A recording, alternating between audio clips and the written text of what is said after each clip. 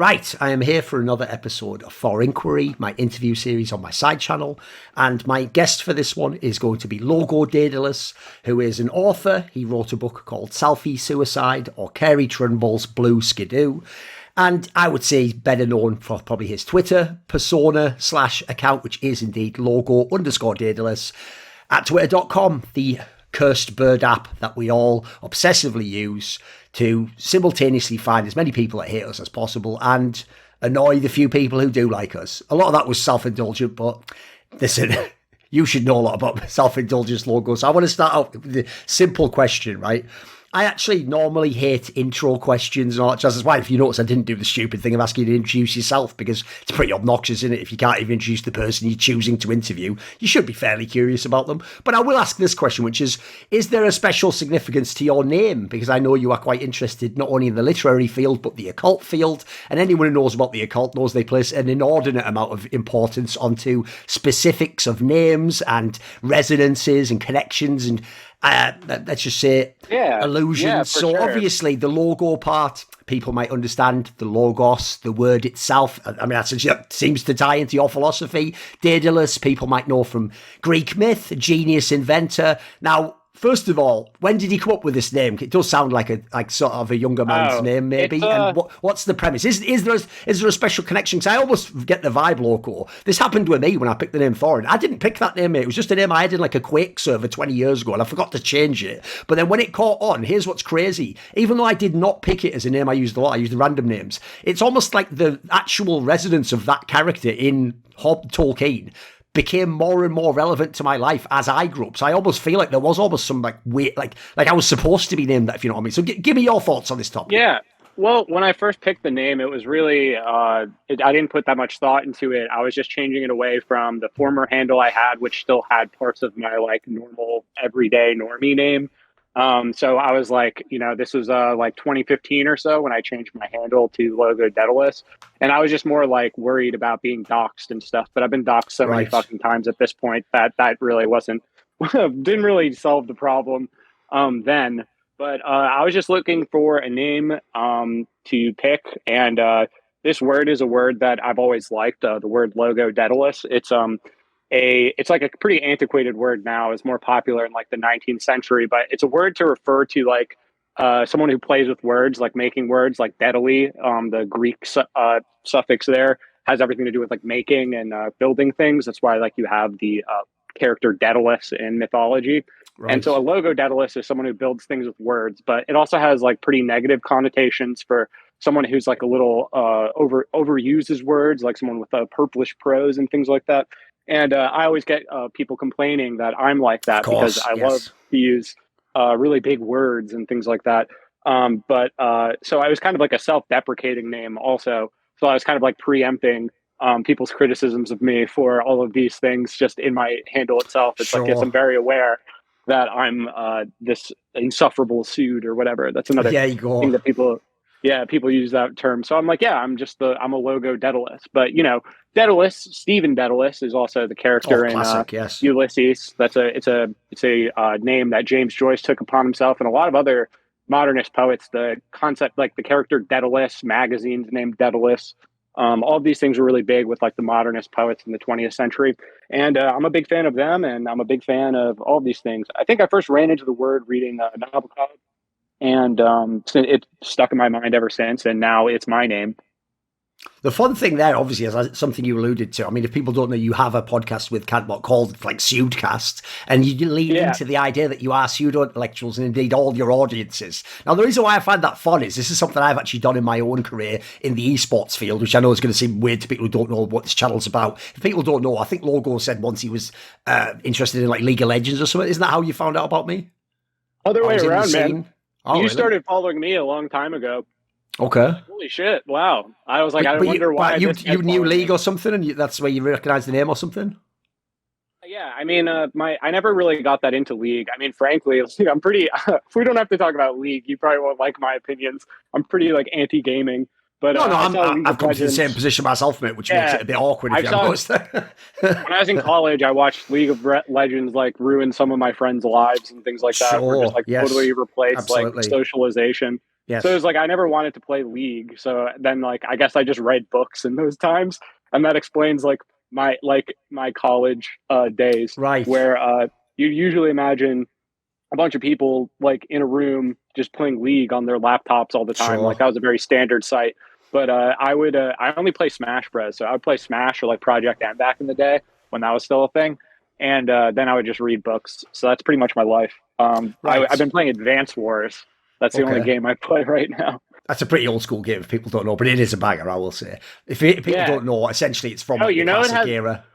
You can play it online, right? There's like a competitive ladder Really? That online sounds on a pretty free good. website. Fair enough. Yeah, it's pretty fun. It's pretty Okay. addictive, though. I Anyway, the warn point I was getting to on the other thing is that I have myself noticed that is a real dynamic. It's actually because also, spoiler, I mean, people, if they look on this channel in other videos, they'll see what I mean. I've also had a lifelong fascination with things like the occult, etc. It's not even about the occult. It's about the idea there's hidden knowledge and there's extra things and you can find the things. I mean, any gamer should understand this premise in itself. And one of the things I always was interested in was this notion that like essentially memes, things like that, they actually are like spells. They have a power. And obviously clearly over the human mind, they have an enormous amount of power, concept of egregores, these things. So one thing I've always done in esports is if anyone makes a meme that's supposed to mock or deride me, I embrace it to the extent I take control of it and I start initially using it ironically, like you're talking about, but then eventually I almost make it part of the fun of the character. But I will say, and this is what I want to ask you about, because actually part of the interview I would certainly like to ask you about like how it is to interact with the public and to be a micro celebrity and all that jazz.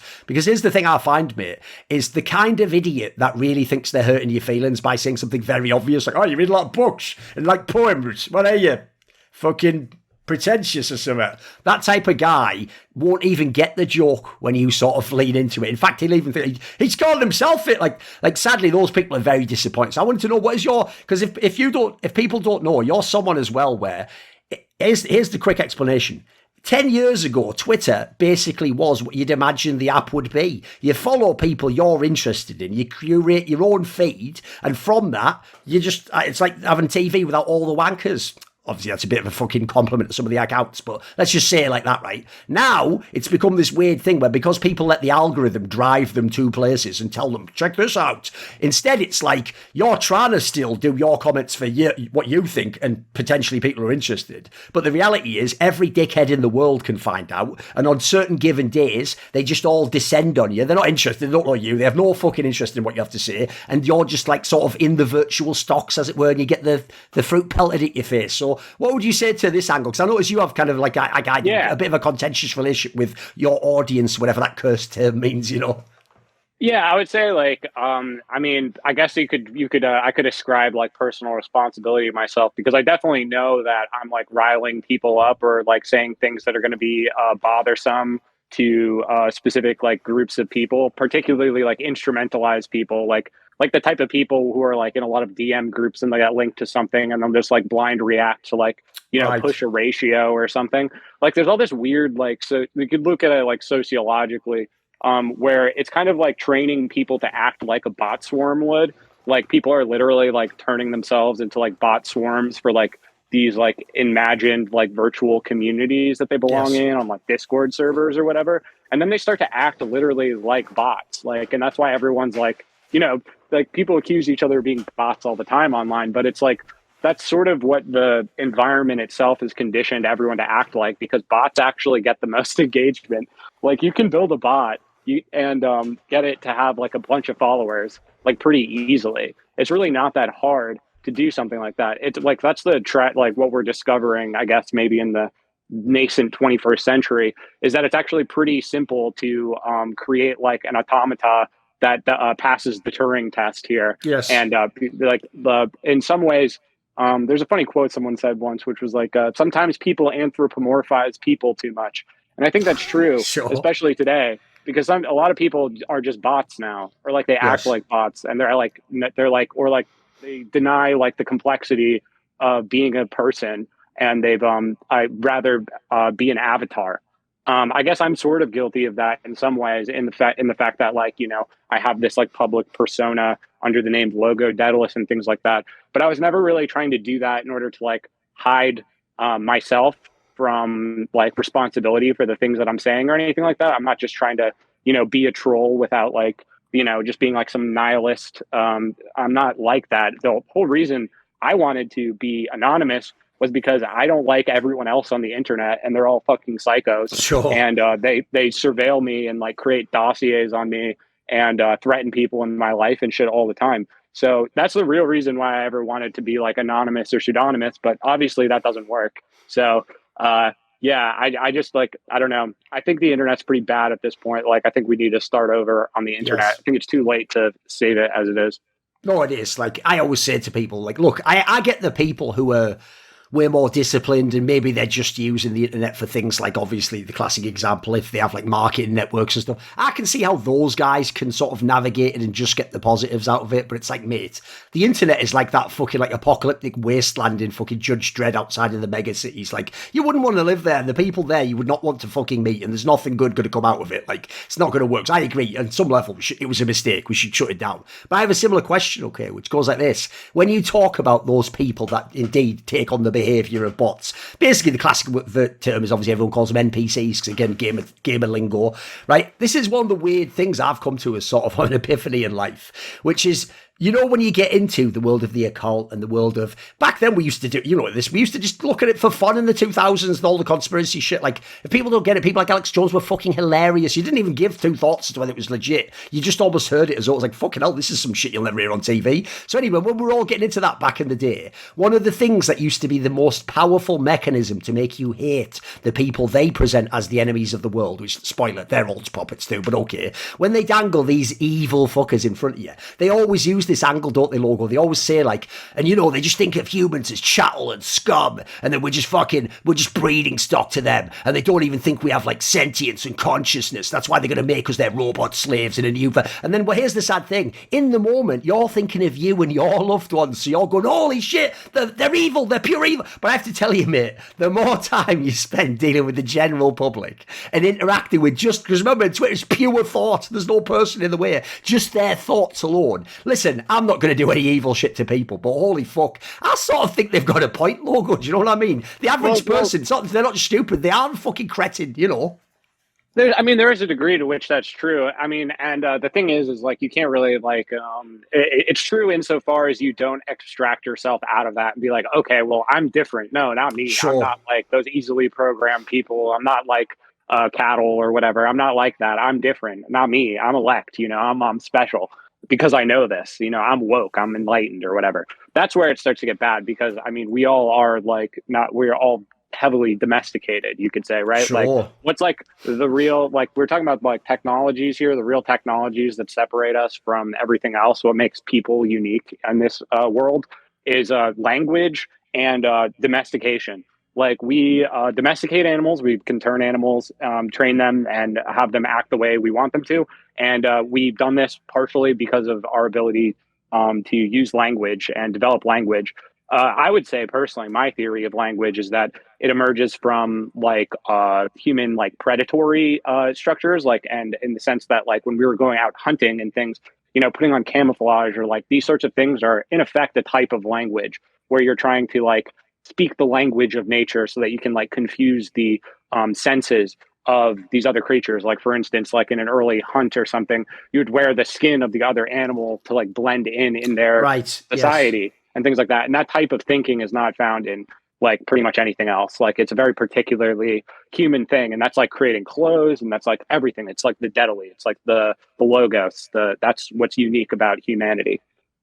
Yes, I mean on this slide, I'll let you keep going. And another thing I notice you are a big proponent of in terms of one of your predilections, things you go back to and you're interested in talking about, you like, is the notion of the spectacle and the way society is set up, and the way it's kind of a self-referential thing where you absolutely are, we are all programmed in our responses to things before we have them, and then in doing so, this is part of like certain experiences, essentially ritualized behavior that we have as a culture.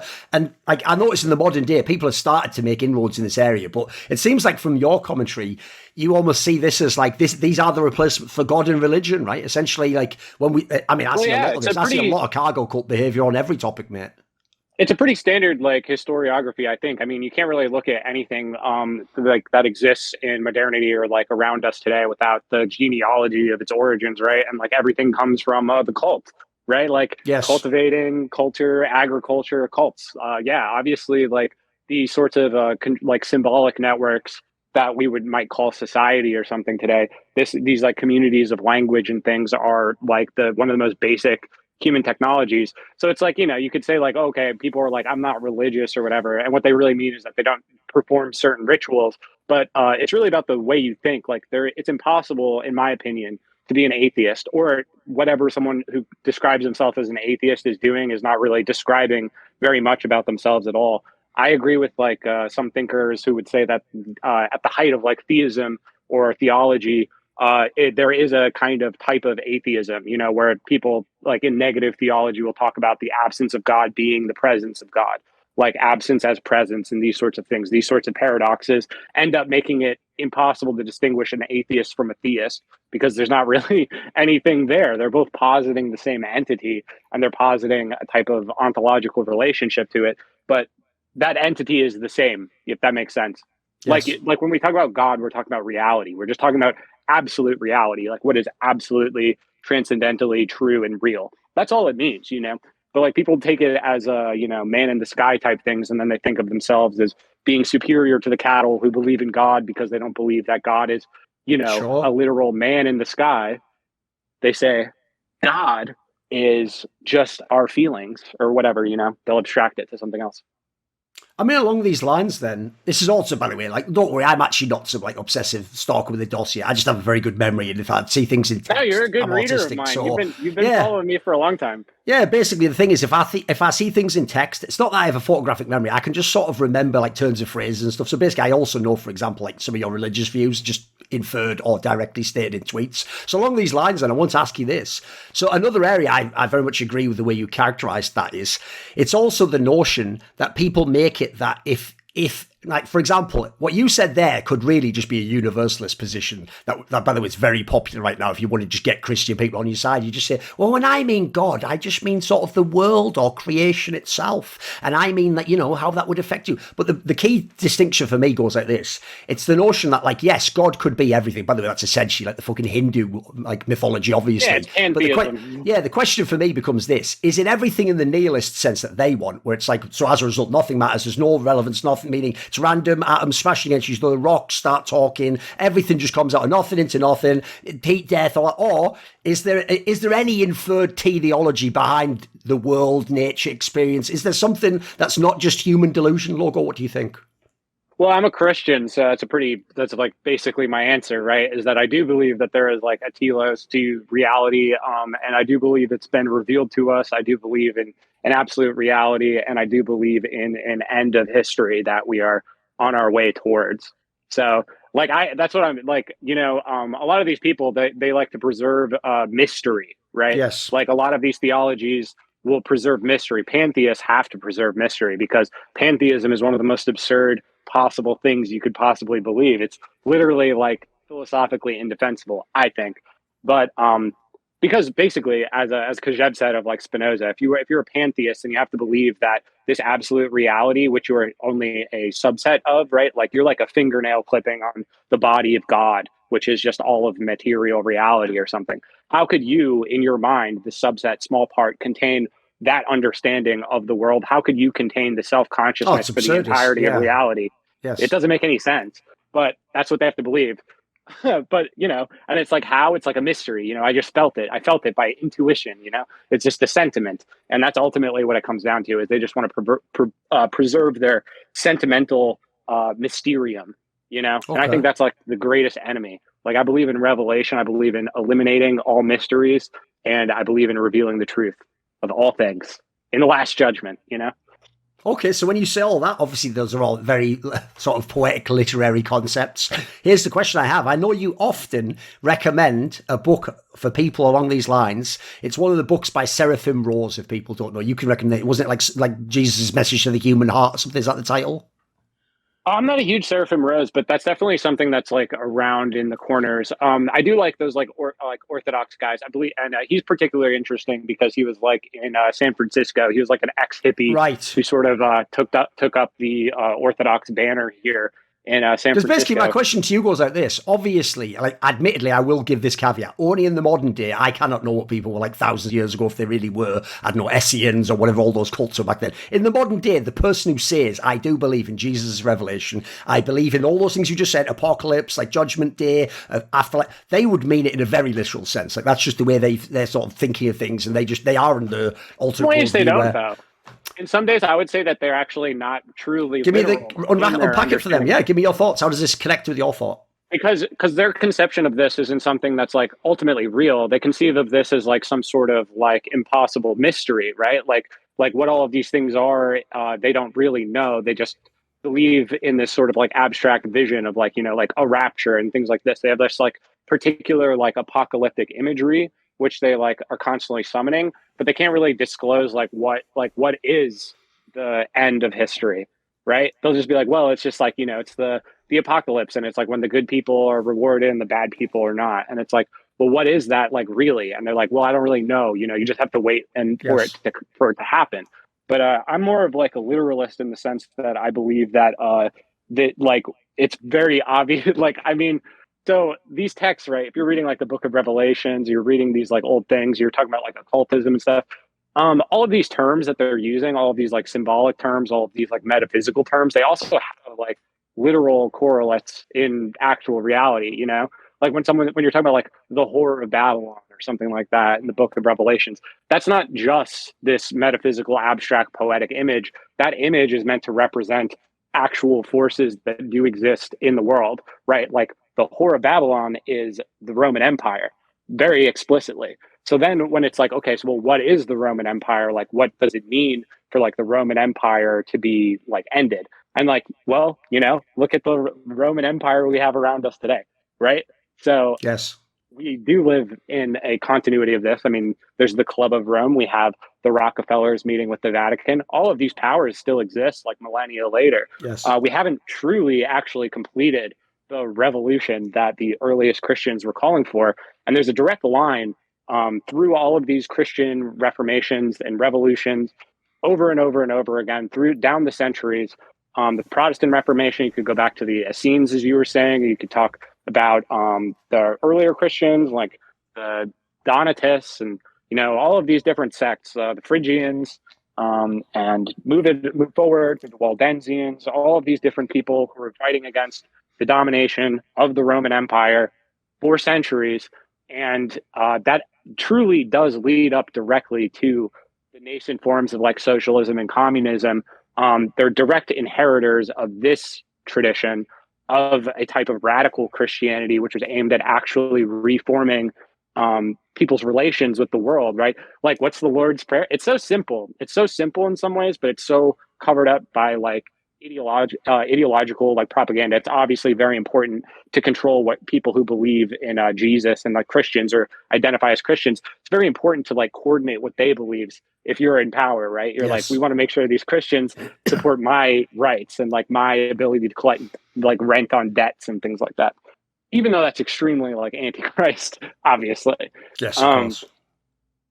It's really that simple. Like, you know, Engels said the same thing. This is like one of the reasons why a lot of Western leftists like don't like Engels, or they'll talk about how Engels is like really fascist or something. Is because Engels was a Christian through and through. I mean, that was like his life's work was a history of early Christianity. That's what he was always trying to do, is to like reconcile the type of radical Christianity he grew up in with the like fervor of like the 19th century and all these revolutions. So he was sort of saying, and I mean, a lot of the poets at the same time were saying that like the real Christians are the revolutionaries.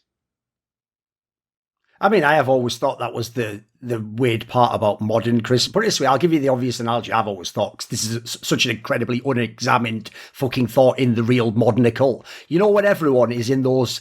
There's a million different variants, but the obvious ones, like things like the OTO, where they revere Aleister Crowley and his whole philosophy and all that shit. Like, look, as a philosopher and someone who does magic, certainly there's merit to his work. Obviously, it's got historical relevance at a minimum. You have to sort of know about it to know about the field. But I've always thought it was so curious to me that you have all these people who are like, oh, what a genius, or what an iconoclast. Wow, he went against the grain and he did his own thing. Right, what's your solution? I'm going to follow everything he said like he was Jesus. Like, oh, fucking hell, you missed the point, mate. The point is he would never be a member of his own club that would accept him, would he? he'd go and do his own thing, but they never see that. They just see that as like the new avatar of whatever the man, follow. Aleister Crowley, we're literally talking about like an MI5 like psychological warrior for the British Empire in the 20th century. Like that's what his job really was. Like all of this other shit, like that's just part of what he was doing, you know? Like it's not really about the magic. Like he wasn't doing magic. What he was doing is psychological warfare, which is the same thing. Like that's what he really was. Like he's a great propagandist, and he was really good at manipulating people. Obviously, if you can start a cult and you can get a bunch of people to work for you for free, and like bring in a bunch of women, you get to fuck all of them or whatever, right? That's like a type of magic. You need to be pretty convincing.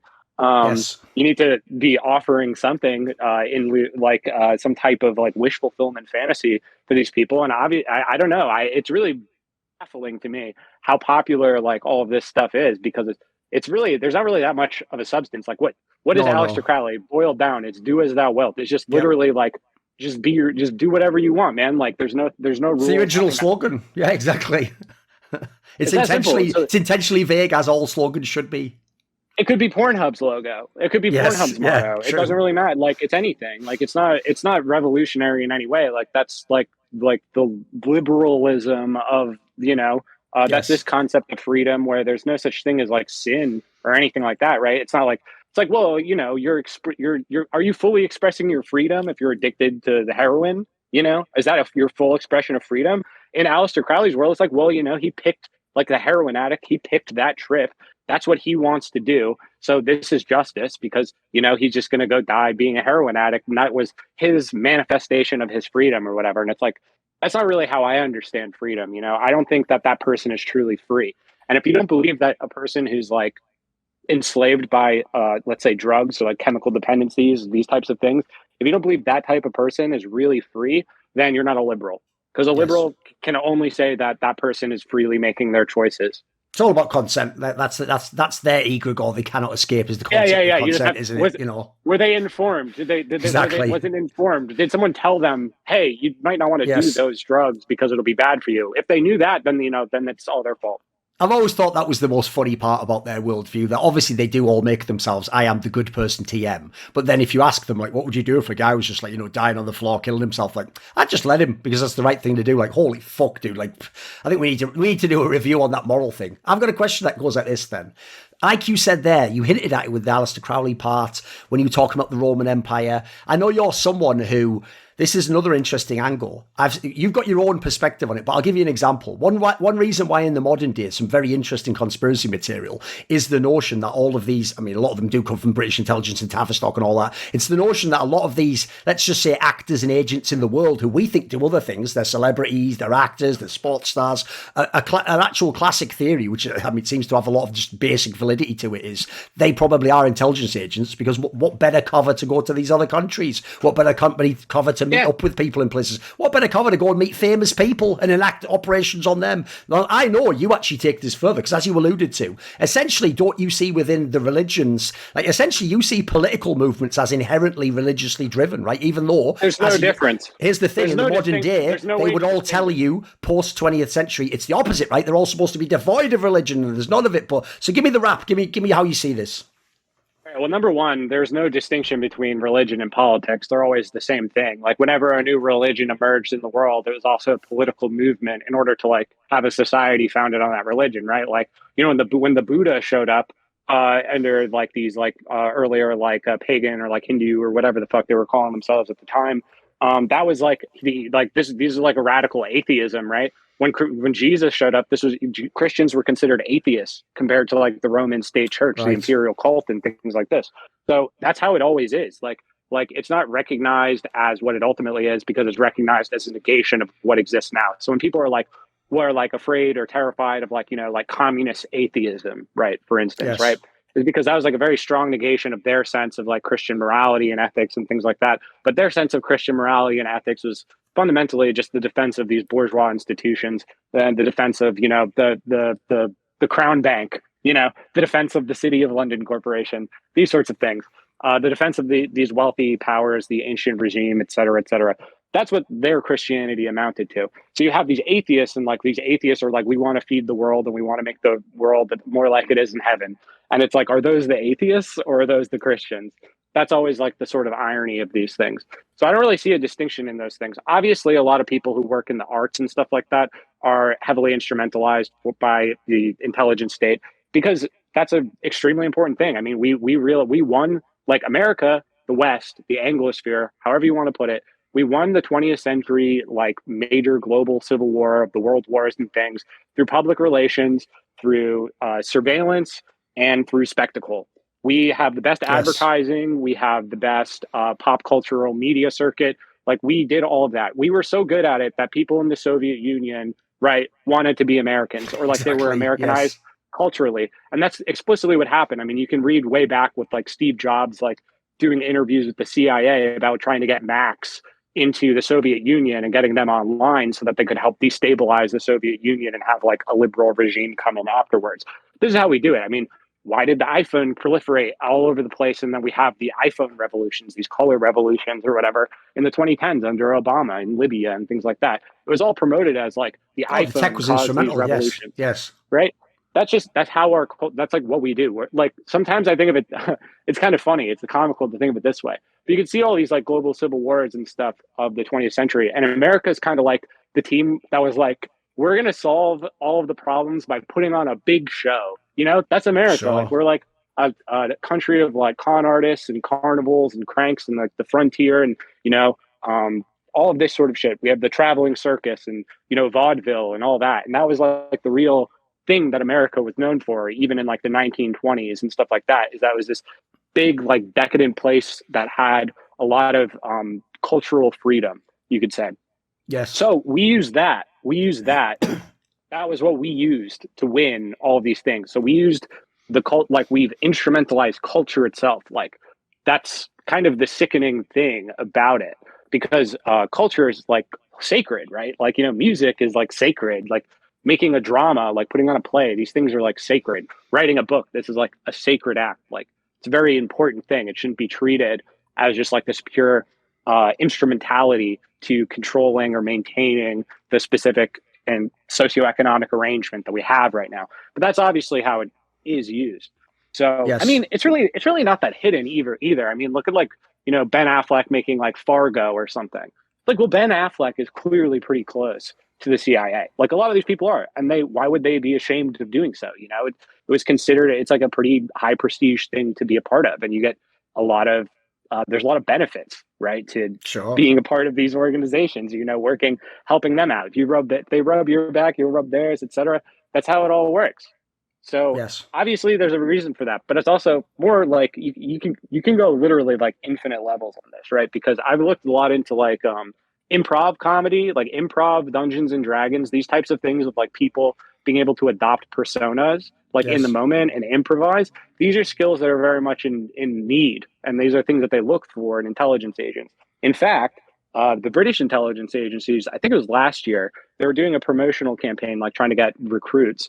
And like, they were specifically looking for gamers. They specifically target gamers, and they specifically target people who are interested in like tabletop role-playing games and things like Dungeons and Dragons and improv comedy, et cetera, because these are the types of skills they actually need. Oh, it's fodder for being a spy, yeah, sure. Yeah, not just a spy, but like one of the people monitoring people in a Discord. It's like, hey, your job is, you are now a Discord neo-Nazi, so go study like what they do. Go figure out their vocabulary, figure out how to blend in, like ingratiate yourself with them. Like, this is literally like people's jobs. To become the glowy. People Yeah, exactly. This.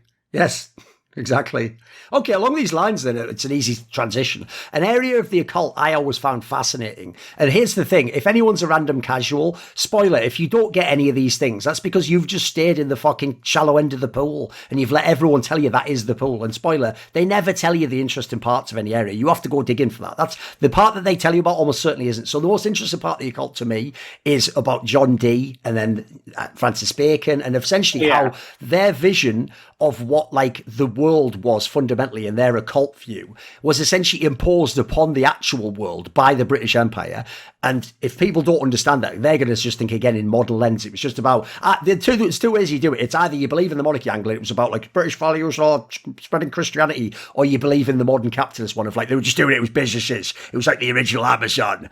Like, I actually see a lot behind the idea of, like, you look at essentially their notion, like John Dee came up with the term the British Empire. Obviously, the whole New Atlantis thing is why America was so important to the British, and immediately the way they took over the world. I mean, there's this whole element that ties into the idea that potentially even wars were about ritualized killing and something. You can go down a lot of rabbit holes here. The reason I bring this up is I notice for you a lot, and this is an area where, I mean, actually, I know you credit LaRouche with sort of being of a similar vein. A lot of your stuff comes back to the notion of the Anglosphere, right? Which people try to pretend is an outdated notion. But I'm sort of with you, mate. The more I look there, I see those fingerprints everywhere. Oh, brother, we're in like, this is like the Great Reset. All this shit is about rebuilding the Anglosphere, right? Like, that's the goal here. The goal here is for like America to become kind of subservient to like Canada, Britain, Australia, all of and specifically the Nordic countries, right? We're always supposed to be looking up at the Nordic countries, right? Yes. Oh, they're the Potemkin villages for me. The enlightened Swedes. Yes. I've been going hard on this recently because we all have Stockholm syndrome. We're like held in captive by this fucking like Nordic oligarchy, like the fucking Viking. Literally nothing changes in history. That's another interesting thing. You can follow all of these things all the way back and forth, and you can just see how they develop. But it's like these relationships are kind of stable. Like, we have Swedish like oligarchs like making a lot of money here. Like, why? Oh, the Vikings. That's why. It goes really far back. Yeah, I mean, we could talk about John Dee forever. I love John Dee. I love that whole time period of like the Tudors and the Elizabethans. So how do you connect it to your idea then? Because to you, again, religion, politics is the same thing. It's not that one covers the other, is hiding the other. They're both vital and essential components of the same thing. So we got to look at it dialectically, right? You got to look at it dialectically. So we're talking about like the dialectic with like the Roman Empire, for instance, right? So in this time period, England is like not a power. They're not a power in any way. They're like a very small and like backwards region of Europe that is that has just split and pissed off the Pope, right? And everyone in the entire country is being excommunicated. There's papal troops being raised to stage a coup in Ireland, right? They're like moving like Spaniards and Italian troops and things like that with Irish armies and stuff in Ireland to try to reinstate like Queen Mary or like that side, the Catholic side of the monarchy. So like what you have John Dee doing, he's a lot more like the early American Republicans, right? Where it's like he's fighting against like the Spanish Empire. Like the Spanish Empire is the big power of the time, like the Spanish Golden Spain, the people who were like, they changed the Pillars of Hercules from non plus ultra to plus ultra.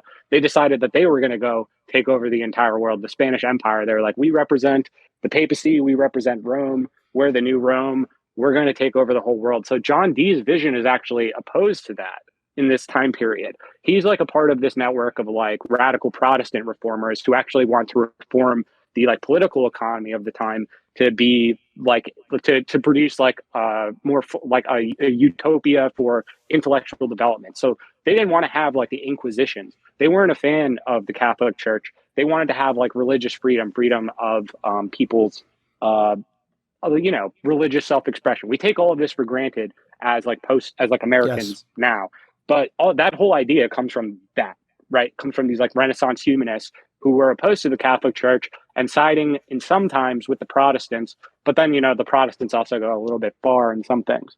So if they have a complicated relationship themselves. So I'm saying like John Dee's vision there is like true. That is true. That is the origin of all of our things. But as this dialectic shifts, as the Anglosphere becomes the major power in the world, these ideas also like kind of the valence on what they mean sort of change, and the way people are interpreting this whole history changes. And this happens through the like multiple revolutions that happened in Britain in that whole time period, right? Like the problem is like we're so like dumbed down by the educational curricula in the West. Yes. I think by design, because it's like you ask anyone, it'd be like, so what do you think about like the English Civil War? Like, no one even knows what that is. No, in America, they'll never heard of it exactly.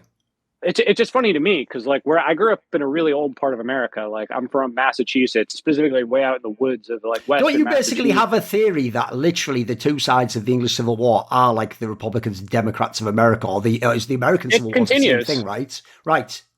It continues. Yeah, you could say it's the Cavaliers and the Puritans, right? So it's like the Southerners were all Cavaliers. They liked the Cavaliers. Makes sense. They usually came from the Cavalier courts, whereas the North, they were all the Puritans. Like and you'll notice the British supported them.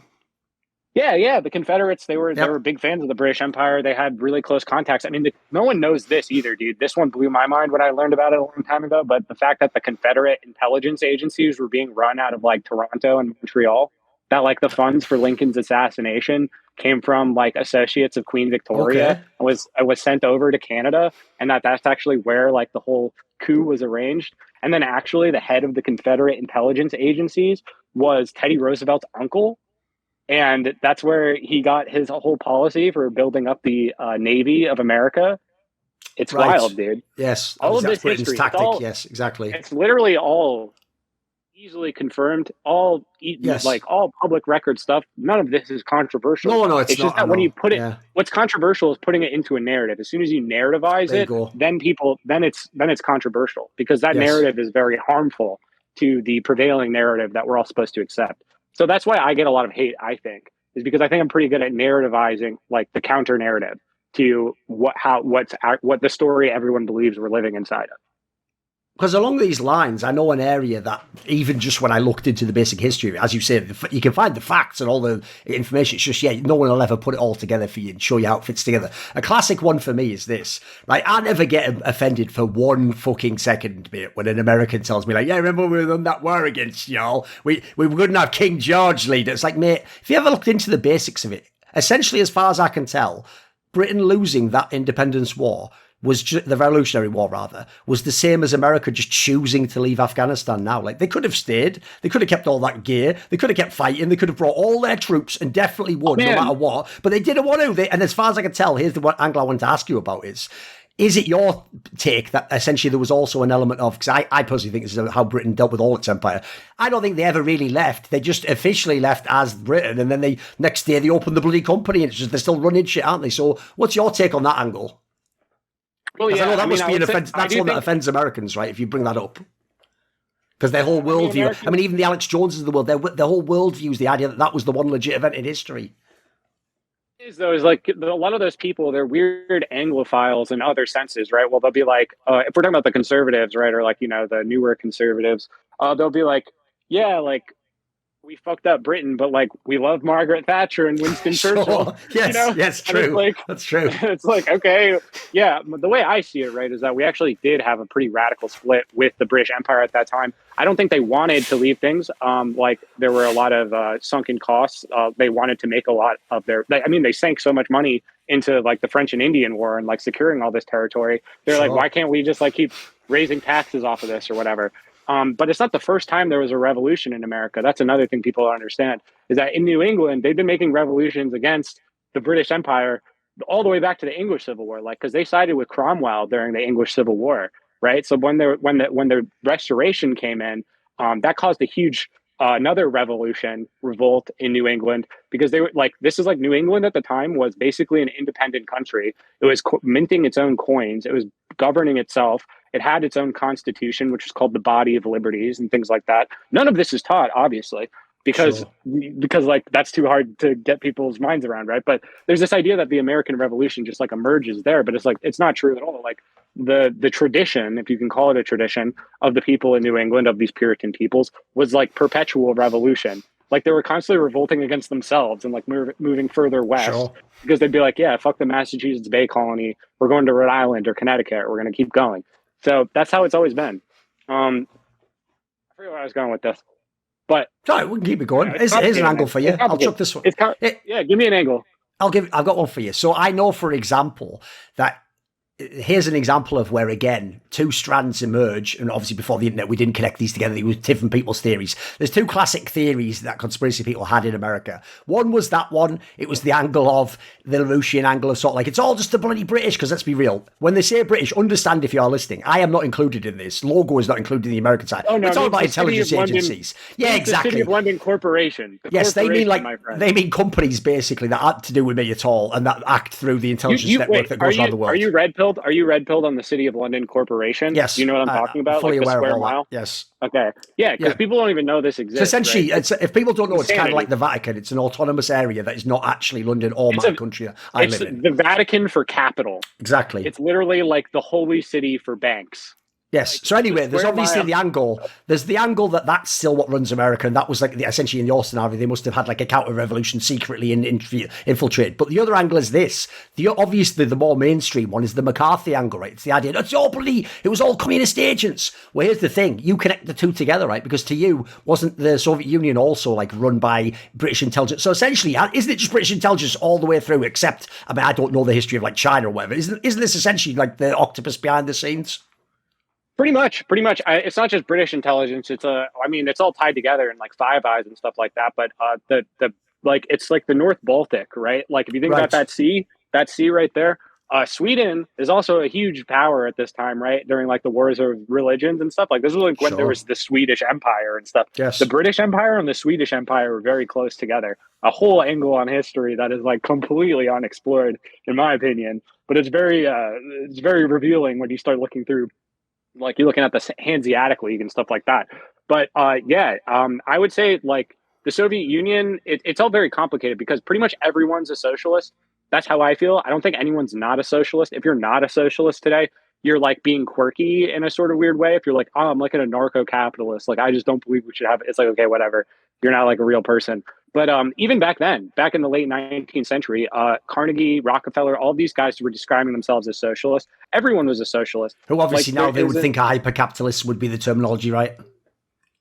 whatever. But no, they did believe in this type of like rationalization Yeah, of the yeah, economy. They did believe that sure. like this endless competition was ultimately going to end up with monopolies, Yes. and that monopolies were more efficient and things like that, and that this is how a state should be They run. just So saw they did themselves as the benevolent agree. leader if they're at the top of They're the the monopoly, vanguard right? party, Yes, exactly. the Yes. vanguard party. Yeah, like the Trotskyites, right? But so the Yes. Soviet Union's history is really complicated because I'm a big fan of Stalin personally. That's like hot take, I guess. But Here's the Stalin thing, was dude. like You very and aware Cantbot of this. actually have the angle on that. You just don't use it enough. Here's what you do, right? When Cantbot had the angle that it's like God Emperor of Dune, that's a fucking fire angle, mate. Run with that one. Because if you say that sentence like you say like there, it's going to turn so many people off they'll never get in. The God Emperor of Dune angle was a really clever one. I thought that was like a fucking great parallel. Like another like really hot take on this, which is like really unpopular with people who would describe themselves as Marxists, but it's more globally true, which is that truly like what a communist revolution is you're creating what a type of constitutional monarchy. It's a constitutional monarchical republic, right? It's a single party constitutional monarchical republic in which the king is an elected monarch called Right. like the dictator of the proletariat. So, and this is what Stalin said himself, right? And the He's like, Politburo or whatever's like the aristocracy, I'm guessing. he's like the Red Czar, right? And it's like, look Right. at Xi Jinping. Look at Xi Jinping. Xi Jinping's Sure. like father and like his family. He's from like a revolutionary Yes. aristocracy. They're Yeah. like they have this sort of like generational reputation.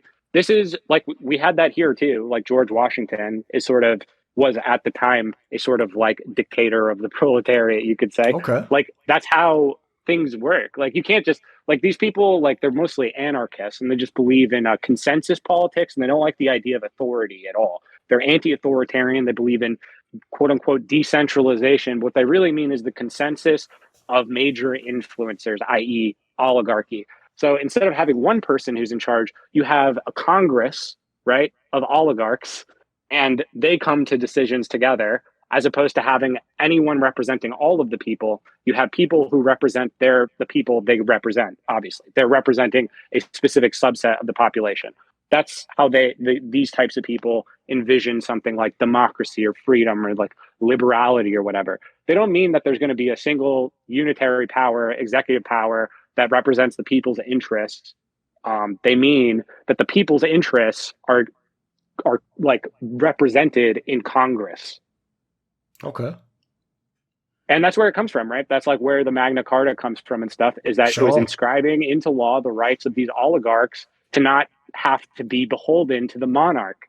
Like when the monarch was like, hey, you guys have too much money, you guys have too much property, you're like, I'm going to take some of that and give it to the serfs. They were like, no, that's infringing on our liberties. Like we own this property, we have this right to this property, and you as the monarch have to respect that. Like our rights to our property are higher than you as a representative of like all of the people in the kingdom.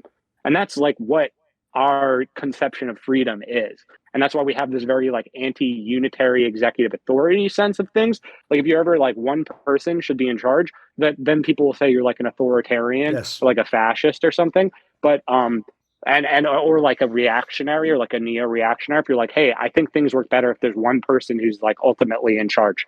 That's bad. We want to have endless societal discussions in congresses, and we want to build consensus. Like no one's going to actually be in charge. We all have power. It's all split up. Who knows? It's a mystery how things get decided. I mean, that's almost built in, like you're implying there. That's actually a feature, not a bug. Like the intention of liberalism, as far as I can tell, is like simultaneously get nothing done, but like sort of get small things done. But if you get anything too big done, probably it was someone's idea, which means it's one person's idea, which means it's bad. But if sort of like a generalized will is expressed through politics in a small way that we call progress, like that's like the ideal aim, even though as you can see. So much worse than that. Put it this way, if you're an engineer or something, that drives you mad immediately. You want to get the solution, don't you? You want to get from point A to point B as fast as possible. Yeah, well, I mean, look at China, right? China is more like that, right? They don't have this type of like, oh, let's all build consensus like this. No, they have like a very like rigid hierarchy. They don't have like national elections. The average person isn't being asked to have an opinion on every single thing that happens in the world because they're all a part of the consensus making thing. Like, no, it's like the people in the party are the ones who are in charge of specific things. And like, there's a whole, like their system is literally based off of like the original American Constitution. It's very funny. Like if you look at like the original founders of America, right, the idea of that we'd have a two-party state was like completely anathema to them. That's part of the reason why they didn't like how the British were working. They wanted a one-party state, right? The party would be the Congress, right? The like that was the idea. We've fallen so far from that. But, no, of course. Like, look at China. Look at all the shit they can do. Right? They can build high-speed rail networks across the entire country like faster than anyone in fucking history. And the reason they can do that is because they have a better like their ability to build things is just better because they have this type of authority. We think that's bad. Yeah, we think that's bad. But like, what do we get for what we have? We have quote unquote freedom. Like, don't you feel better knowing that no one's ultimately in charge? That means you can pretty much get away with anything if you have enough money, and that's pretty satisfying to people, right?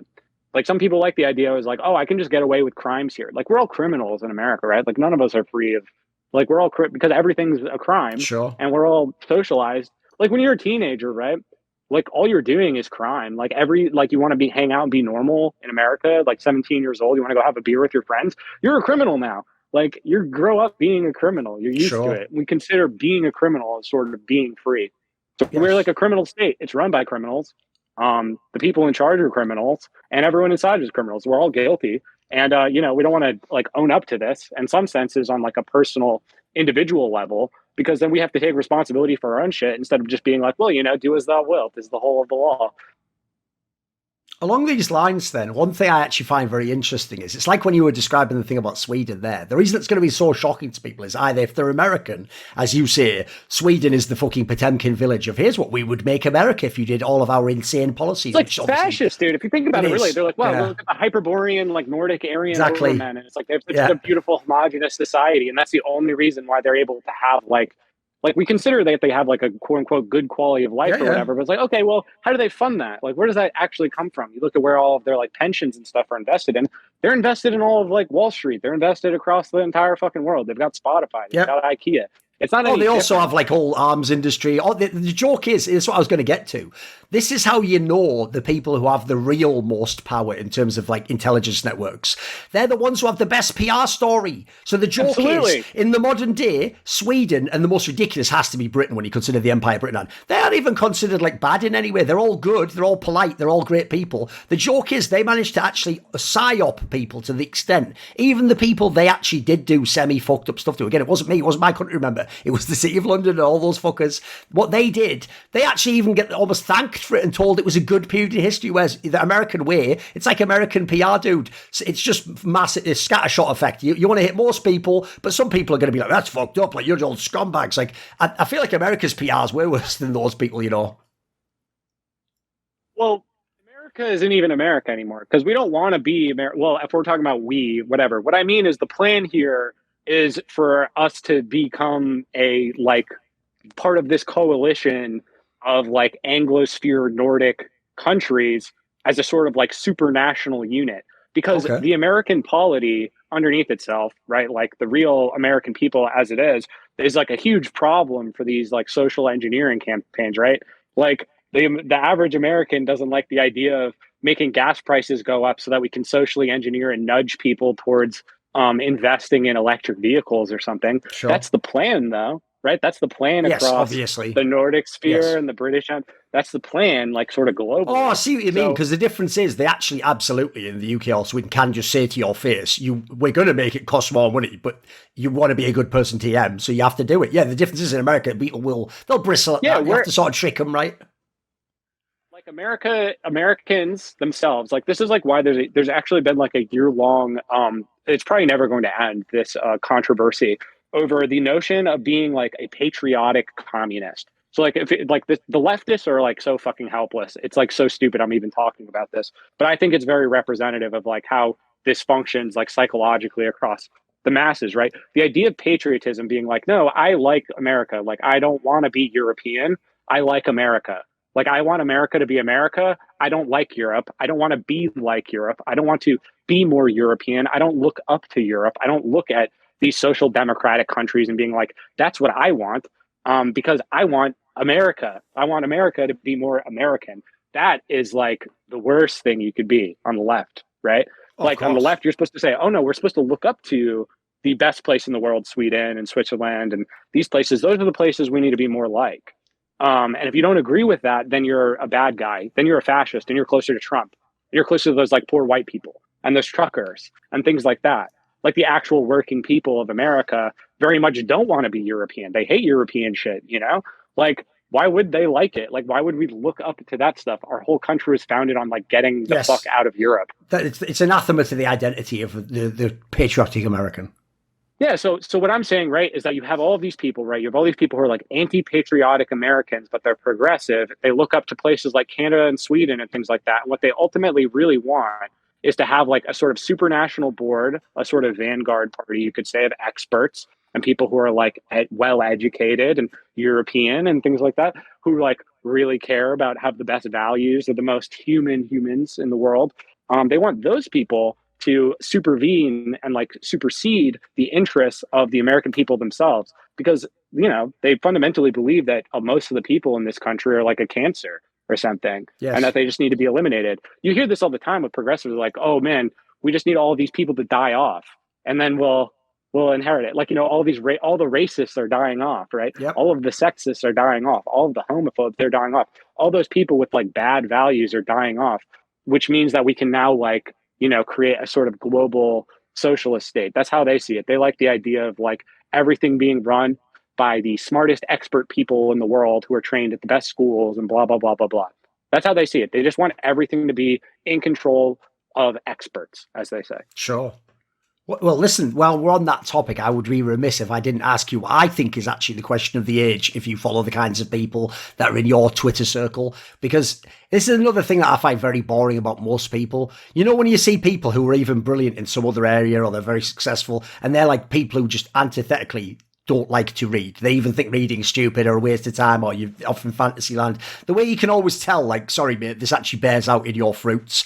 They're so fucking dull. They're having level 1 conversations. If the analogy was we're in World of Warcraft and you could go up to level 80. Like, why are you stuck on level 1 and 2, mate? So when they talk about politics, we have this same thing they all bemoan now. Like, why are all the Conservatives just sort of going at the speed limit 20 years ago? They're all just like 90s Democrats, and why aren't we fighting back and all that? It's like, here's my real question for you, dude. Bearing in mind, it's always presented that the right-wing person, the conservative person, the Midwest person, that's the unreasonable person. The dream, essentially, even if I was being generous to them with the caricatures, that they're the Appalachians who, you know, they just can't be beaten back. They're just a warrior spirit. They won't give up. Blah, blah. That's the true American, right? Here's the problem, dude. All those people, as far as I can tell in public life, are the opposite. It's actually the nutter left-wing person that might say some crazy shit, double down and just take the consequences. The right-wing person, the second someone calls them an ist on the internet, their panties go up in a bunch and they just start prostrating themselves before what they see as this like monolith of left-wing culture. Like, why are there no real conservatives? Can you give me your thoughts on that? Because it seems like there's something missing in the American psyche there. Our because we don't have anything to what's the like you have like the real conservative, right? Someone who's like, okay, I want to conserve like the Constitution. So who's that? We Yes. got Rand Paul. We got like Rand Paul. Yeah, yeah. I invented this term, right? I like to proliferate it. That I'm a Ron Paul Maoist, right? Like I Okay. believe, and I think this is if you look at like Chinese policies, I think this truly does bear out. We don't even have like capitalism right now. We've regressed to like a purely like neo-feudal like rentier economy. It's to the point now where when they raise people's rents and they raise people's interest payments on their debts and they raise like medical costs and they raise the price of school, just like basic human needs. When those prices are raised, that actually increases our GDP with the way that we count things. And That's so stupid. Yeah, sure. isn't that insane? Yeah, No. but that's actually like how things work. And once you know that, you can sort of see everything. But back in the day, when Marx is writing, or these people talking about political economy, the capitalists were the people who wanted to get rid of rents in general. Like rents are economically inefficient. Right. So we don't even like. So if you look at someone like Ron Paul, and Ron Paul's like, "Hey, I want to blow up all of these like major things. I want to blow up this organization. I want to let all these banks die. I want to get rid of the Federal Reserve. I want to cut down the empire entirely. I'm going to get rid of like the Department of Defense. I'm going to get rid of the like." That's would be real communism. Think about all of that money, like all of that money going back into the commons, and like what could that do if all of that money was put into our own culture, our own civilization, our own well-being. If all of that money went to make healthcare free and to college free and to build high-speed rail networks, et cetera, et cetera.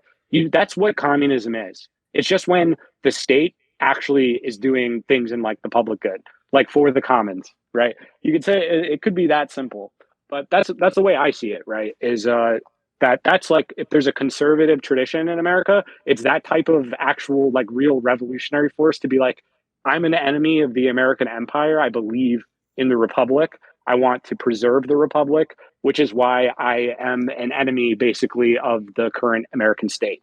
Um, that's how I see it. What you call like leftists or progressives or whatever, those people are really the conservatives.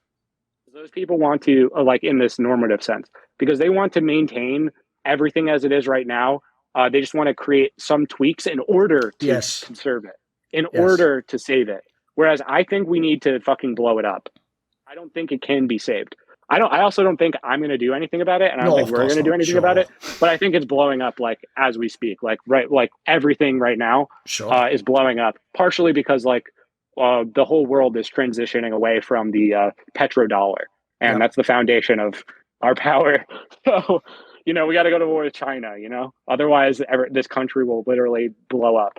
Oh, I will say, by the way, without going into any specifics, as my style, like obviously I have more of a public personality, so I have to hint at these things. The current like theatre of how they're like selling to every different country that you're doing that, but in a way that none of us are trying to do. Like, bloody hell, you won't believe this guy's making us do it. It's genius. Anyone who thinks that the people in charge are morons, that you haven't thought it through, you don't know these people, you don't know what Tavistock is, you don't know how these people, they know how to put 3 or 4 breadcrumbs and you eat one and then go, I wouldn't eat another, and you suddenly eat the other one before they say anything. Yeah, I mean that's the other. Like, I hate that whole idea. Is like, oh, like you can't. There's no such thing as conspiracy. Like people with power don't create Yeah. organizations to implement their will in the world. That's insanity. No, everything's just random. LOL. And like when anything bad happens, it's probably just because there's a big like someone slipped on a banana Yep. peel. Exactly. That's the real conspiratorial It's so like way of stupid, isn't it? I thinking, know. where it's like everything's just accidents and happenstance and chance and mystery. And it's like what that's just like I guess if you're a toddler, right, and you're like, how does a fridge work? And you're like, I don't Yes. know. It's just like magic, It's just like all these coincidences, and somehow it keeps your shit looking cold, right? Whereas, like, if you were to describe to someone like this, you'd be like, no, actually, like all of the parts of this are made by different companies, and those aren't even Yes. the same company, and part of it, and like the supply chain. You explained like how a refrigerator actually comes into being. That's a conspiracy theory. Sure. Yeah. Okay, along these lines, another thing I So want to you're telling, transition. wait a minute. You telling me that there's these guys at General Electric and they want me to buy this brand of refrigerator? You're telling me that they care about what I do? They're trying to influence my mind for me Sure. to go do things? Are you telling me that? That's insane, bro. No, absolutely. No, that the joke is, yeah, they're a fish in water and they don't know that what water is. Right. Here's the another question I have is, I know another great take you have, because I think, again, I've looked into some of this history from the occult side, and there's definitely way more than people realise. It's the notion that, here's the joke, we're sold that the 20th century is all the amazing revolutionary shit, the important stuff. Basically, the joke is, and you'll notice this is sold to every generation, don't worry about anything just before you were born. Now's the most important time, and all the shit's going on now. I know you're one of the people, though, where the 18th and 19th century is actually where it's all at, right? Isn't obviously Oh anything from the man, 19th I go century all the way. what it is now? No, I mean, I would just tell people to check out the Cybernetics podcast you did. It's basically this topic, right? I mean, oh man, that was a really good one though. Cybernetic Yeah, Robinson yeah. Crusoe. I think you can It's find that great. on YouTube for listeners. That one's good. Yeah, I mean, I think like there's a great line from one of my favorite rappers, Lil Ugly Man. I think about it all the time. He says, "Everything is everything ever," and that's basically Leibnizian monadology, which is that you can't look at any of these things in isolation. Like you're produced by the entirety of history and everything that's come before, and in a perfectly rational and reasonable way. Like, if you really want to understand, like wait, how did we get here? What's going on? It's like, okay, well, let's start as far back as we have records of, and we'll try to put everything back together. Like that's the, it's like obviously like a monumental task that isn't ever like completed entirely Sure. because we're constantly uncovering new things and learning. But for instance, one of the things that I find most interesting, it's not even just the 16th century, 17th century, 15th century. I'm interested in all of it. One thing that I was like very influential to me, uh, in the last like 2 years, I would say, is reading a lot of Michael Hudson, who's one of the best economists living right now. He did a lot of research into like the anthropology, like the oldest forms of economy. So he's going back to like Hammurabi and like All right. Okay. Babylon and things like Super that. tech period. Yeah, sure. Yeah, yeah. So he's looking at like the creation of like debt and like accounting and banking and things like that. It's kind of funny because in America, the actual history of economics, i.e., like how economies have organized I'm themselves sure through it's like human 100 history. years old or something stupid, right? That's not it. That's not it. That doesn't fall under the in America. That isn't part of the Right. economics department. That's Right. anthropology. That's anthropology. That's not economics because economics here is a purely abstract mathematical statistical Ah, right. domain based entirely on game theory and like logic.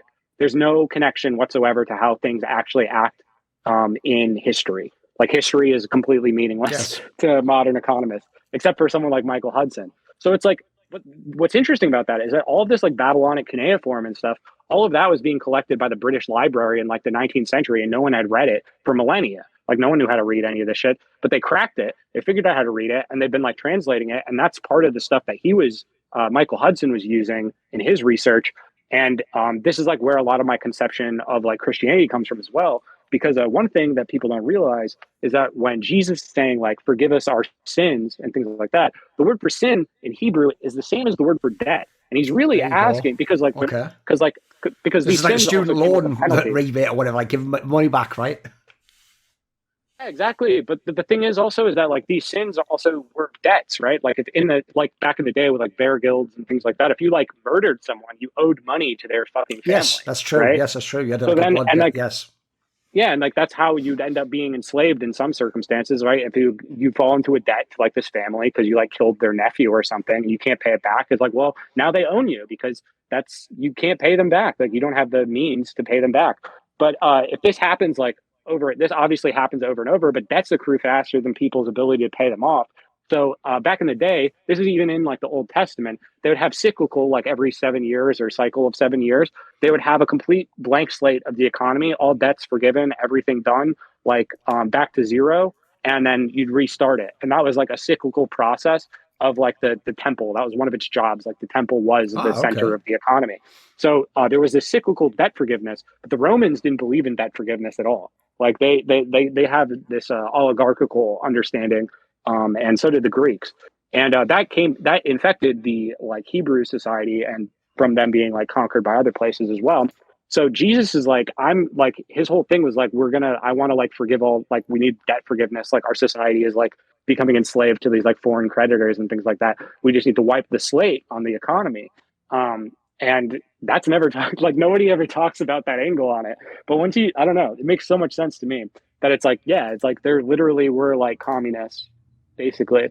Like, because they're like, we need to like restart the economy Which is what, like, imagine if we did, like, we're talking about debt forgiveness, like student loan debt forgiveness. We're not even talking about a substantial amount of it. They're like talking about like $10,000 if you meet XYZ criteria, which isn't even enough to pay off like the average student loan debt holdings. But like, imagine like if we just wiped out all of the debts, all of the consumer debts, all of the bankruptcy, all of the debts. Sure. If we erased all of the debts right now, that would collapse the entire system. Yes. Because the way our economy works is that all money is debt. Yes. Like, that's how we built it. So we're completely enslaved to debt. So if, like, the way I see things, what I believe in is like, I want debt forgiveness. I want radical. I want a blank. So essentially, the modern world is the most antichrist system possible. It literally is. It literally is too. And like, I don't even like, I hate that like some of the conspiracy theorists or the people who aren't that as serious about like doing like a legitimate like political economic understanding of the context of these writings, like in the New Testament. They'll just be like, oh yeah, like Antichrist, and they're talking about like holograms and UFOs and fucking aliens or whatever. But it's like, no, it's literally like this banking regime. It's literally like, it's so much more banal than that in some ways. Yes.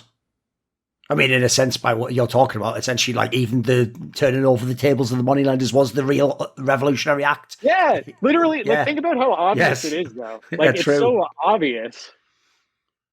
All right, what about this then? I obviously at some point want to transition to talk a bit about reading, so I've got a good angle for you here.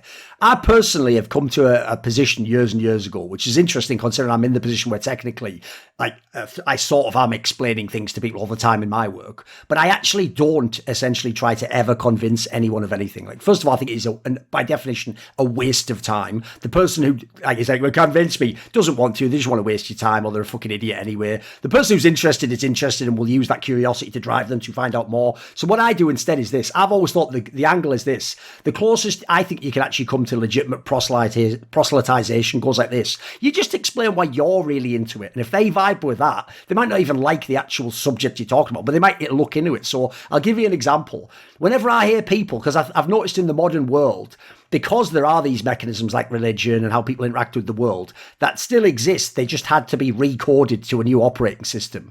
In the same way as people can think of one thing like, well, I think this over here, and you realize, oh, dude, that's just your version of like the Christian afterlife and how you think of, your dead loved ones and stuff like that's just the way you've socially done it. In the same sense, right, I actually do think that people, when they talk about, like, so the best example is you can give any religious idea, just make it about computer terminology and simulation theory, and suddenly every Gnostic idea is instantly swallowed up as obvious because everyone thinks it's the cool idea, it's in vogue. But if you said it as the Gnostic version, you're an idiot and nutter, and who cares about any of that shit anyway? So along these lines, when I hear people rave about VR experiences and drug experiences and how, their mind was expanded and they were never the same again and how they felt like they lived other lives. It's like, bro, please tell me you read books. Because if you don't read books, like, I've got some real bad news for you. That was always available on tap for all the time that you've been able to, basically since the printing press. Like, to me, books are like LSD, mate, the best ones. So give me your rap on this. Because again, obviously we're not talking about a fucking C-spot run. We're talking about like the heights of literature potentially.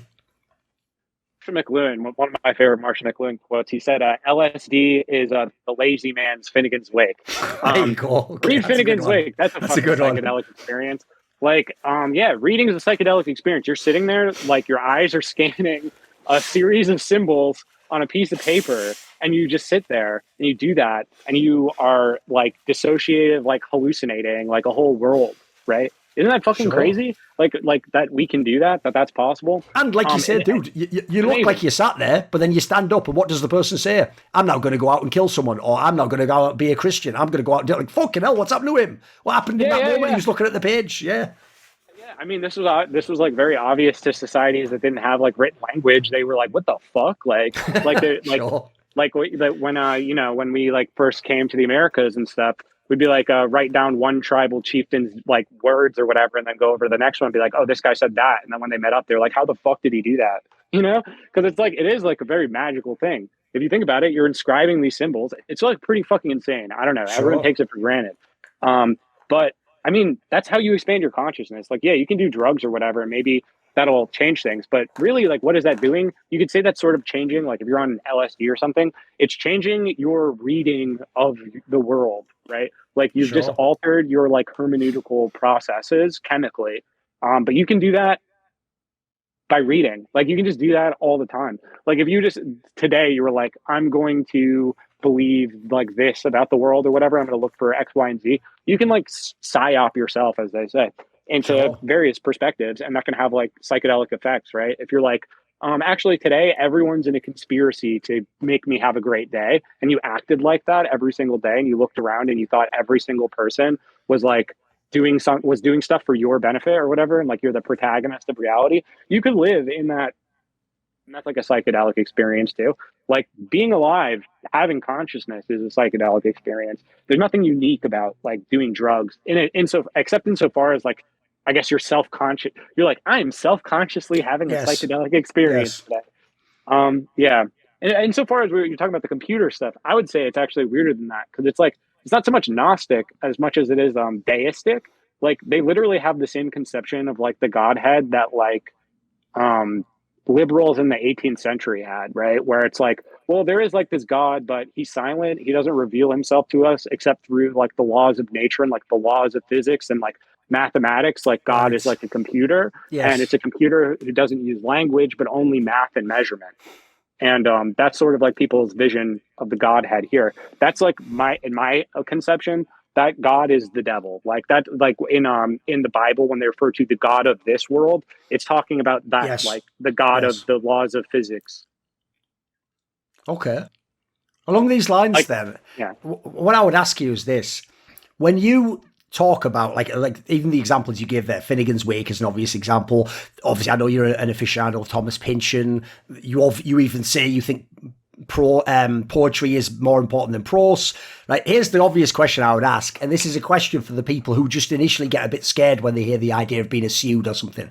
Right? Obviously, an issue I find is you can't, like, that can't be the second book someone reads after Harry Potter. If they read Finnegan's Wake after Oh Harry yeah, Potter, no. they're lost forever. So give someone like a sense of like, how do they even broach these topics? I feel like half the problem is every idiot from school thinks either I understand this now, in which case I'm a genius, or I don't, in which case books aren't for me and I'm an idiot. Like, to me, it's a skill, right? It's a muscle. You build it up. So give Yeah, a you sense gotta. of how do you get to this shit and why is it worth getting there?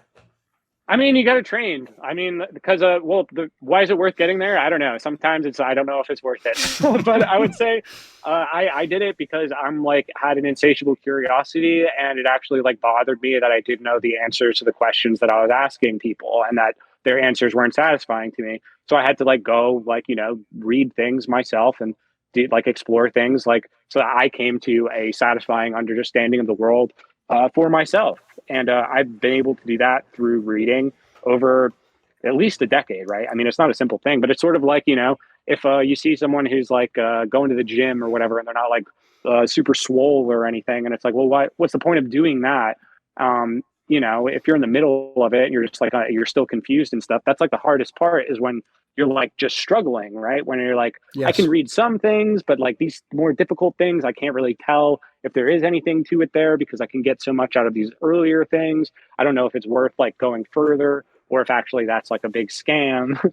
Like, and people do act like that, like, reading James Joyce is kind of like a scam or something, like, Oh, but they you just, essentially think that everyone's just pretending it's awesome, and that it's like yeah, really, it's essentially actually what it's. I'll give you an example. It's the most famous thing that people who hate Jordan Peterson say. They're like, all he just said is word salad. It's like, okay, for you, if that's your angle, I can see how you would think yeah, that, but word to someone salad. else, Yeah, yeah, yeah. maybe they are a constructionalist or whatever his philosophies are, and to them it makes sense, and they have the framework, So yeah, I think they think everyone's pretending James Joyce is awesome in the same way as people pretend like your obscure bands are that they maybe isn't really your favorite band. Yeah, yeah, they don't really get. This is like the other thing is there's it's oh man, things are so I get it's so tied to everything. But basically, what happened is we have this conception that like the canon or like what are like widely like the most what read books or whatever, like the big books, the books people Okay. like the Bible, Dante, Melville, Milton, William Blake, Shakespeare, like the big names, these sorts of big names, or Baudelaire, Balzac, the Rabelais, Dostoevsky, Tolstoy, like the big names. They're like, well, those are just like that's just contingent. Like it's just because like there's people who have power who are telling us that those are the good books, Yes. but that's like not why they're actually no. That's not why those are the books that are the books. The reason why those books are the books that everyone knows about as like the books to read is because everyone who's writing books is influenced by those books. Sure. Like yes. you born right now, you, anyone alive, anyone listening to this, you are already created by those books, because everything in the culture that you live in is built by people who read those books or read people who read those books. Like there's this endless chain of influence.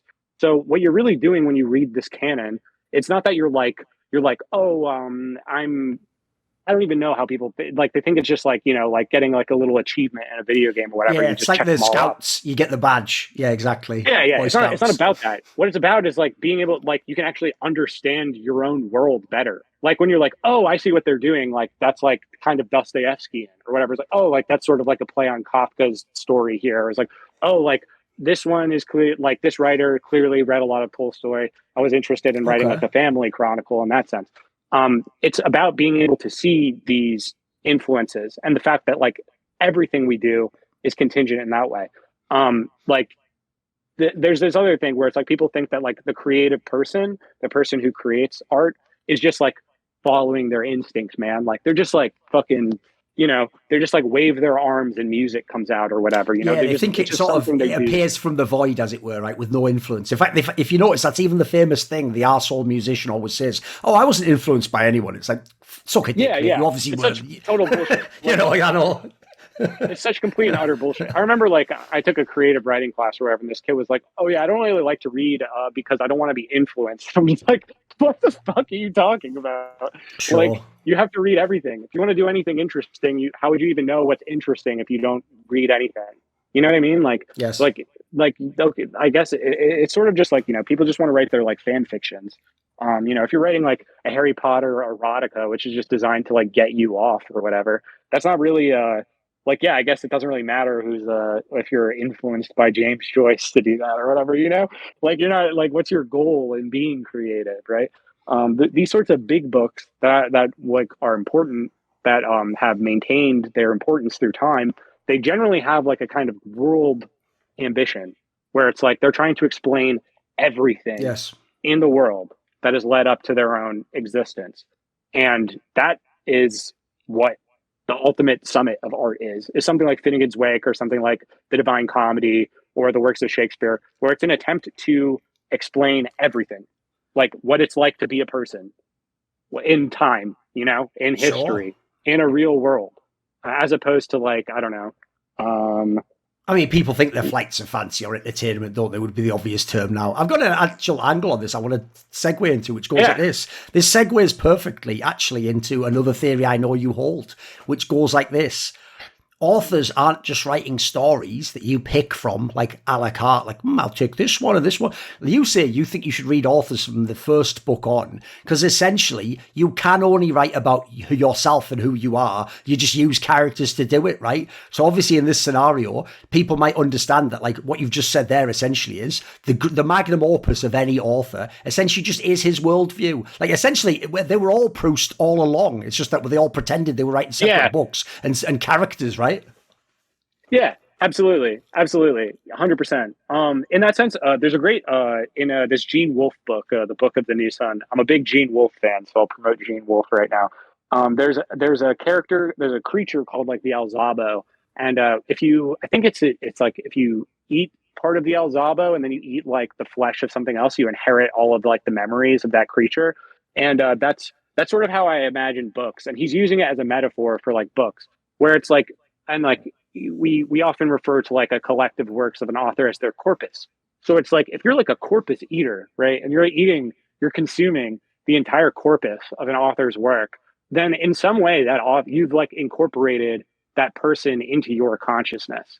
So like now I can do that all the time. And that's what authors are doing all the time too. Like when they write characters, they're like, this character is really really like representative of this perspective. And I know this perspective because it ate it all or whatever, right?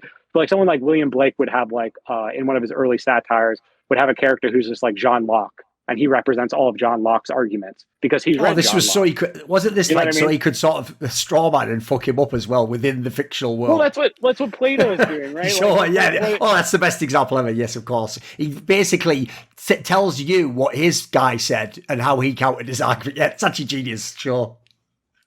what you're trying to do is like Yes. so then like the ultimate perspective would be the one that can like incorporate all of these diverging perspectives and then like also just explain the dialectic between them, like they're how what they're like what they and then also like sublate that and somehow come to something further. And that's like the fucking philosophical tradition from Plato, right? But I would say Plato is like a novelist, where it's like these are dramatic settings, and he as a character doesn't show up until the very end in like the Nomos. But most people don't read Plato chronologically in order. Yes. They go to college and they're told to just read, if not single books, but just passages of single books a la carte. Just like, yeah, this is the part that's important because it contains Yes. one tiny little problem that we've abstracted from the entire corpus. You don't need to eat all that. You don't have to overdo it. You don't have to read all of Plato. You just need to know a little bit, enough. What matters? That's how it's literally like this huge leveling of our standards. It's really sad to me because we just lose all of this great stuff. I know that it's like still alive in other places. Like Lord knows that the Chinese education system is way better than ours. So they'll be reading things like Plato and caring about this sort of stuff in the future, long after we've stopped. But I don't know. Sometimes I feel like I'm fighting like a defeat. Like it's already over. You know what I mean? Like it's Sure. already too late.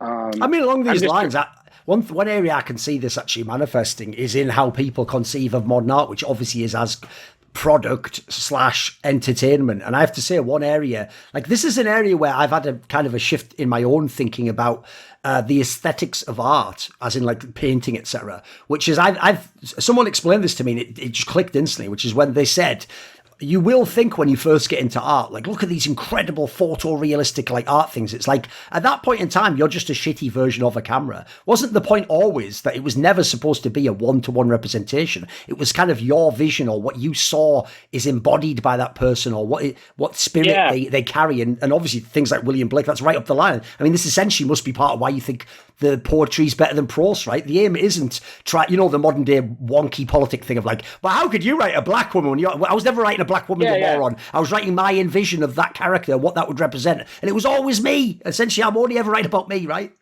Yeah. They're like they want like absolute similitude, like, but this is also their vision, right? Where they're like, we're going to turn the world into a video game, right? We're going to have everyone with the quantified self. So we're going to give you a heads up display, and it'll tell you like how much Right. sodium you have in your Yes. blood or whatever. Like, and meanwhile, there'll be like corporations betting and on how much sodium the average American eats or whatever. Lord knows that'll be a thing. There'll be like derivatives markets for like Sure. the sodium content of the American blood supply or something. People betting on whether it's going to go up or down this year. but they don't understand like what the imagination is fundamentally. Like they think that the purpose of the imagination is to be in absolute accord, like one to one with the reality of like the sensed reality, the sensible world around them. This is like the exact opposite. Like that's why they push for like realism and things. They're like, this should be Yes. realistic. Dude, I think But some there's no people such thing as genuinely. reality. I think some people genuinely don't think there is an imagination. They think, like, obviously the example would be drug people who are against the drugs. They're always thinking like, it's just silly ideas in your mind. It's like, the silly ideas you're talking about would be like the Book of Revelation or something, like some utterly revolutionary Yeah. tract that's like the most crazy fucking out there. Like, if anything, the imagination is what it is. That's the biggest mystery in the world. Is that between your fucking ears, inside your head somewhere, you picture and project forwards an image that never appears outside you, but you see it. And literally that world is not only in some senses more vivid than this one, but every great idea came out of it into this realm. Like literally, like that the imagination is the actual reality. Like the stuff around, like I'm like the opposite of like a pantheist, like Hindu or whatever, where they're like, hey man, all of this stuff, like all of your ideas are just illusions. That's Yes. the exact opposite. It's the exact opposite. All of the forms that you see around you right now, like the this current economic arrangement, or this current regime, that is what's unreal. None of that is going to Yes. survive. But the things that we imagine, these are the things that are actually real because they live on. Um, that's what I believe. I think that's like literally true to you. I don't even think that's like a poetic image or something. I just think that's literally true. Like literally, it's amazing, right? The things come out of people's imaginations, and That's then they insane. come into the world, and then they Yes. exist as sensible after they've been made real by a craftsman or something, right? And then that will inspire something in someone else's imagination, right? And like that's Yeah. this history. That's how everything works. It's Thing is, I amazing. mean, And listen, that itself is language. That itself, like that little thing I just described, that is language. And we still cannot explain science, has not explained no, of course consciousness, not. We has never not will. explained language. Never will. It can't. No, the joke is that's why they have to tell you they're 99% aware there, because spoiler, they never get even 1%. They're never going to even get there. They can't even conceive of these things. Here's the angle. They want to do. They want to reduce consciousness from what it actually is, which is this infinite thing. They want to reduce consciousness such that it is more like a machine, more like something that we can control like that. Which is why, we were talking earlier about how people are like becoming more bot-like. Yes. That's by design, because it's like, okay, well, we want to upload people's brains to the cloud or whatever the fuck people are saying, like Neuralink and all that shit. Well, it's like, you couldn't upload my fucking brain to the cloud. I know. No, of course not. But maybe if you kept me on like SSRIs from when I was a child or whatever, and you like kept like the diminutive thing, maybe it wouldn't be that hard to automate or upload that person. Maybe that, like, if you make everyone very simple, yes, and you make and you make confines around everyone's minds and their imaginations, then maybe it's actually easy to automate. It's actually a problem if people are too imaginative. Yes. Oh, the joke I've always thought was like this. Essentially, this is a little breadcrumb I'll give for the casuals listening. The genius of what they do is this. They don't lie in the sense that they tell you something false. They lie in the sense that they intend to deceive. How they actually lie most effectively is to tell you exactly what they're doing, but you have a different dictionary for those words. So when they tell you in the future, everything will be automated with AI robot slaves, you're going to be the AI robot slave idiot. That's the joke. So you go, yay, brilliant, because you think you're going to be with your boy, who made the cars, playing the video games while they're No, you'll be the one on the factory line, but the joke is you'll be pumped full of Neo Adderall or whatever, and as you say, raised your whole life, that you will think this is good. You will think you are leveling up in a video game, and at the end you will take your fucking box away, that the fucking Amazon box type scenario, and you'll go and buy some things from the store, download a program into your brain of Friends 2058, and then you'll go to sleep and do it all over again. And you'll even think, you will thank them for it, you will think that it's freedom, and you'll think, what a great world we live in. Not like the cliched thing of when I heard that everyone died from their teeth, or whatever the fuck they say nowadays. Yeah. I mean, what's fucked up, man, is that this is like that's the positive vision. That's wild, isn't it? I know, that's the dream, yeah. That's their optimism, right? It's my nightmare, but it's their dream, I know. I know. Like you read like Brave New World, right? Like Aldous Huxley. I mean, he was very close to Julian Huxley and all these other. I mean, the Huxley family goes way back. Oh, but the joke on that one is that Brave New World is that's actually good. Like, that's all. Yeah, that's what they wanted. That wasn't a dystopia, Deb. He wanted that, mate, for sure. Yeah, you can see the relish he has when he's describing it. He's loving it. No, it was meant to be in opposition to 1984, right? They're like, yes. Well, 1984 is kind of like more of this like industrial capitalist, like Soviet type of vibe, where we're going to be giving everyone experimental pharmaceuticals like Nazi Germany was. No. Like, we're going to do that here, like in the Brave New World, right? Because what is the Brave New World, right? It comes from Prospero, comes from the Tempest, which is when they arrive and someone says, what brave new world, and like what people on it, et cetera. Yes. And Prospero says, well, it's new to you, but I've been here forever. And Prospero was John Dee. Oh, yes, for sure. He's obviously a stand-in, exactly. By the way, along these lines, another segue I had for you goes like this. Right, I'm also someone where I came out of the neoliberal wonkery. I mean, at the time, I didn't know I had any politics, so the joke was, why I was in that world. We all were. No, we all were. It's impossible. Yeah, we all were. Yes, because you're socialized in this. Like, exactly, that was just reality to me. Yeah, exactly. I actually thought that was being neutral in politics. That's the joke, obviously. But within that, right, I noticed even the way I would actually approach art was very silly like that. For example, like I was someone who would just think, like, that was a good movie, but that was a bit of a plot hole in the middle, like, when that character, like, and essentially what I think now is, and now I look back and I think, that is art, by the way. It's not supposed to make sense. Like, it was never like a competition to write the best Poirot story. The premise was like the flaws of the artist bear out in it and how he sees his imagination. Things aren't meant to make sense. It's imagination. It's dream logic, as it were. So where I wanted to tie this in was this.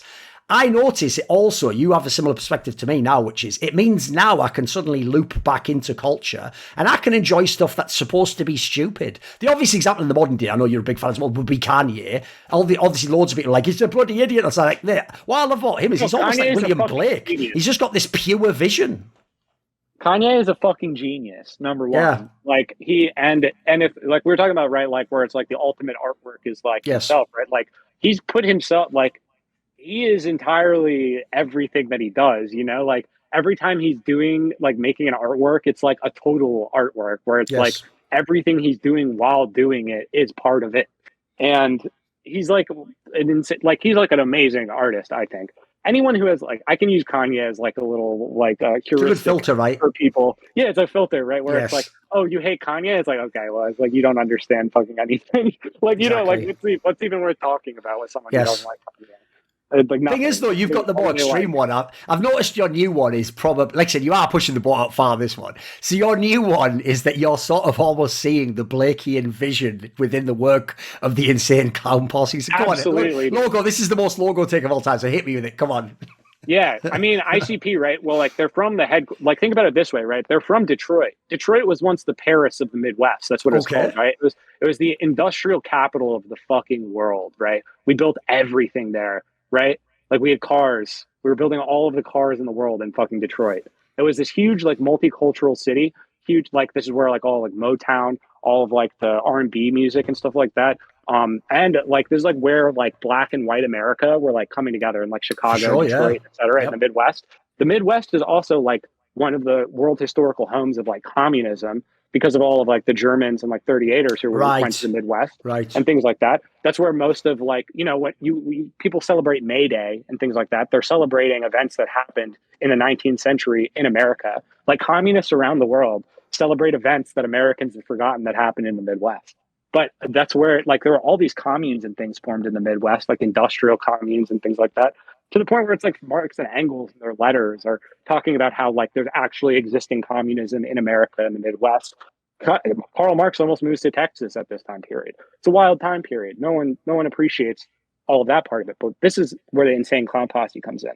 Once we deindustrialized, right, you had these people who are now like, this is like the working class. Like if you're saying like the working class person in Detroit who like lost their factory jobs, like building Fords and stuff like that, that's sort of like a microcosm of the American subject, I think, of the American class, working class itself. They were then like lumpenized, right, in Marxist terminology. So you have like all of the drugs pumped in to the cities and things like that. And it completely destroys the society. And this is the Insane Clown Posse are self-conscious of this.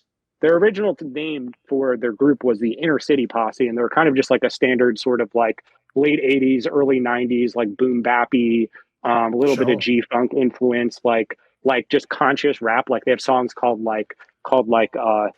fucking Education and Violence or something like that. Like, you know, like these sorts of dichotomies and being like trying to like get people to be better people or whatever, more conscious. But then they got like really dark, you know? It was like the late 80s. Things get really bad. And they're like, the rich people of the world have turned us into clowns, right? They laugh at us.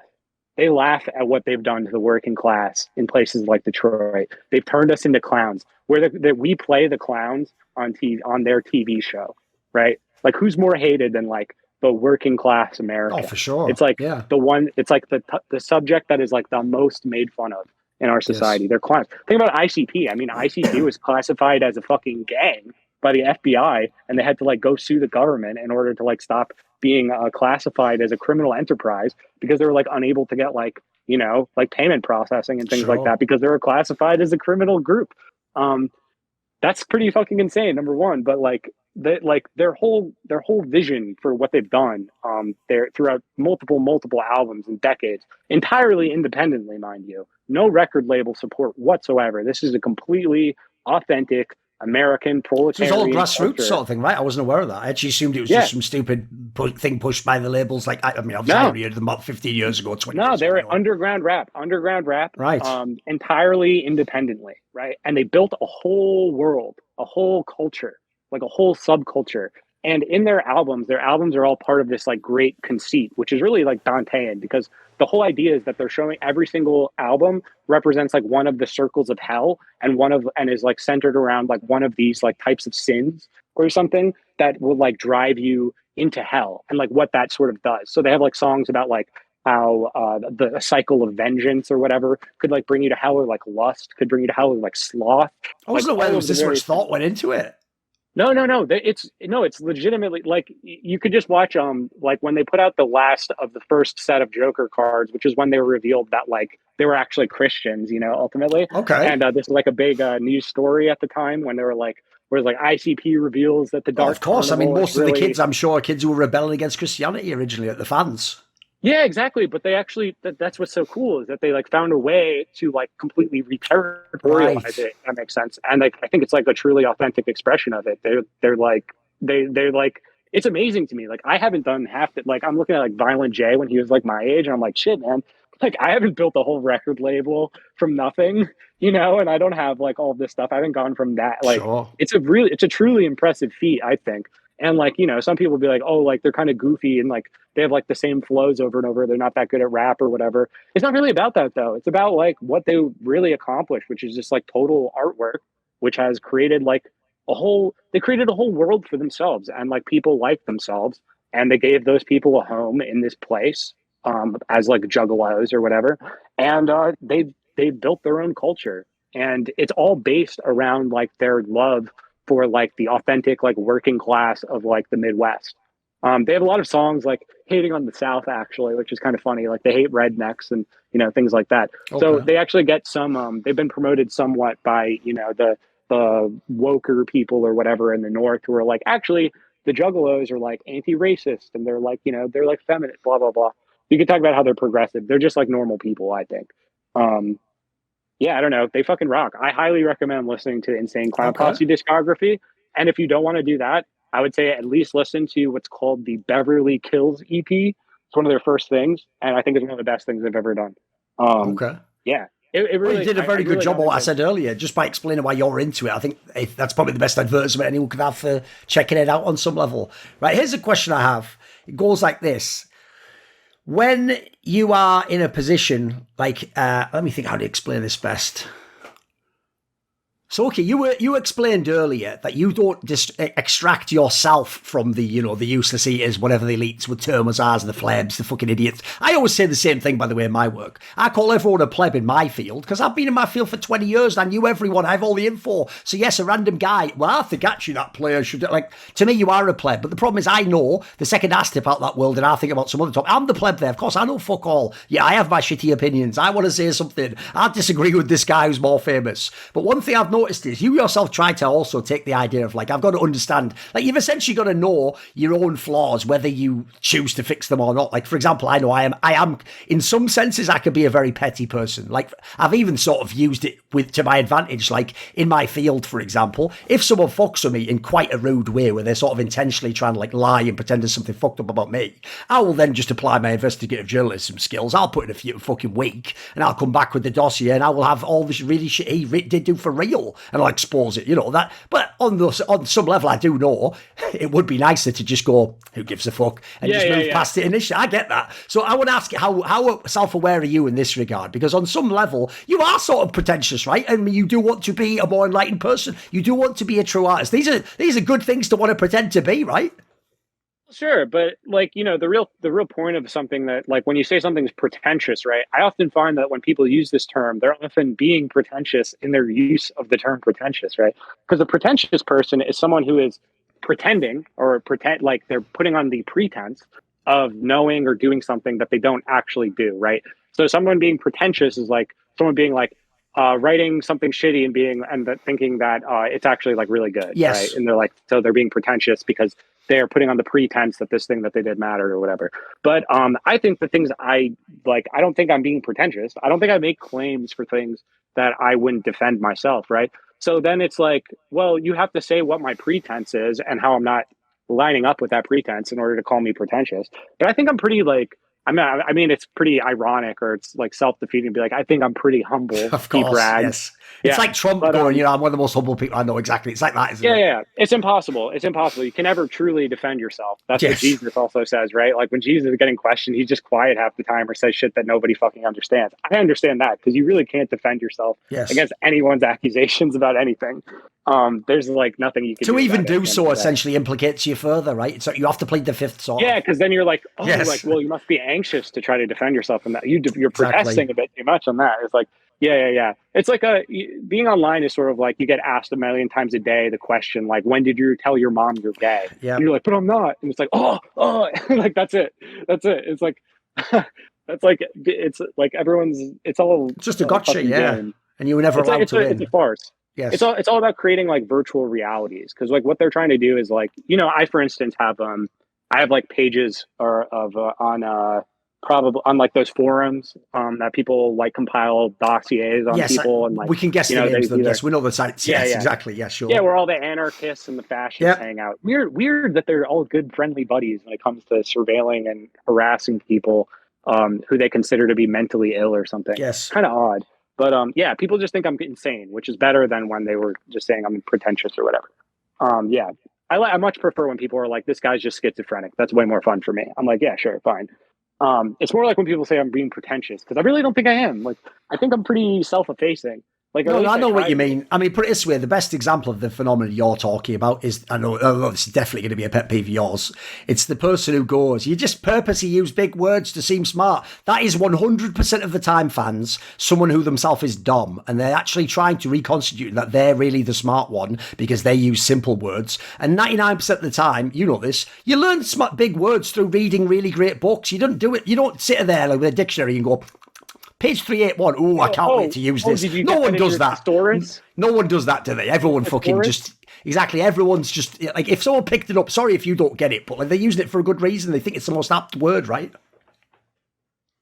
Like, for instance, like a word I use all of the time to people's annoyance, although I'm sitting right across from a book with it and its title, is the word hermeneutics.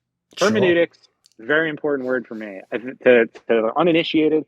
Hermeneutics is just the study of reading, like basically interpretation. It's like the science of interpretation or the art of interpretation, you could say. So hermeneutics applies to almost pretty fucking much literally everything, right? Yes. Like you can have a hermeneutic of anything, which just means your understanding and reading of it, your interpretation, etc. So I use this term all the time because like I'm, for instance, sitting across from this book, really good book by Stanley Rosen called Hermeneutics as Politics. Now that's interesting, right? The idea that how we interpret all these things, how we read, is itself the essence of the political. Sure. I think that's a pretty interesting thing. How much more effective is the term hermeneutics as politics than whatever fucking garble I just had to say in order to get across the same concept? You know what I mean? It's like, so it's like, I'm really trying to be efficient when I use big words, quote unquote. Like I'm trying to like not reinvent the wheel. I'm just trying to use like commonly accepted like specific terminology to mean specific things. But obviously, what people really mean is that they feel alienated by words that they don't immediately understand. That's true because we have like a public relations regime. So that's why people's favorite, like why are comedians are intellectuals, right? Like, why is it that you can only people can't read a book. They won't sit and watch a C-SPAN discussion between like a guy who used to work at DARPA or whatever, talking about like what's really going on in Ukraine. They're not reading like the Rand Corporation documents on like oil in Crimea. That's what people who are actually in power are reading. But they'll watch a comedian make jokes because that's like not above their conceptions yet. They don't have to adapt their minds to anything. They want people to adapt themselves to their needs. Like that's what they consider good communication. I had this problem when I tried to talk to Destiny, where he's like, well, you have to like communicate the way that I want to be communicated to. And it's like, I'm not going to do that. Like I refuse. Like I can't communicate to you anything that I want to communicate in your hermeneutic. Like I'm trying to be beyond the way that you read things.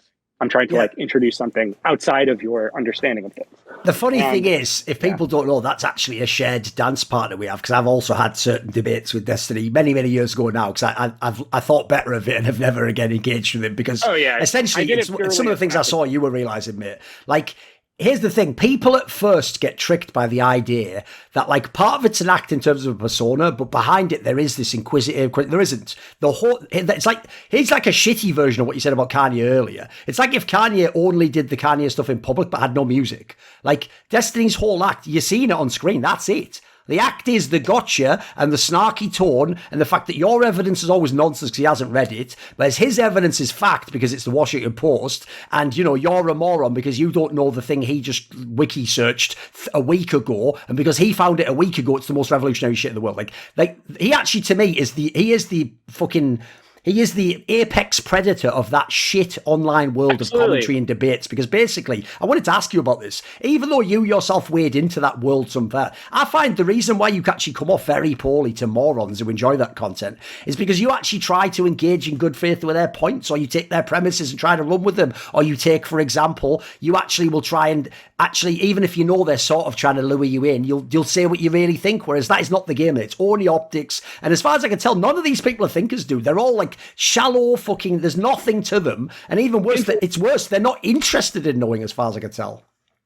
Yeah, no, they're not, because that's not their job. Their job isn't to know things. Their job is to hold on to like the brand, and their brand is like defending a specific, like whatever they call it, like a mimetic turf or whatever. Yes, yes. So you got someone like that, and he's like, well, I'm like, he wants to defend he's just a Democrat, you know, but he really is like the apex liberal, as you say, right? Like he really is sort of like the liberal discourse, like incarnate. And you can see all of these like people of like they sort of exist in or defined by him in some way, right? Where it's like the bread tube were defined against him, you know what I mean? And things like that. Because he represents that sort of like center. He finds somehow like a controversial but centrist take on everything. So like he'll like defend like gun rights or something in like a delimited circumstance, but then he'll also like push, like he finds like a way to be like a centrist Democrat basically on every single issue. So it's like he's sort of trying to like approximate the consciousness of like Joe Biden or something.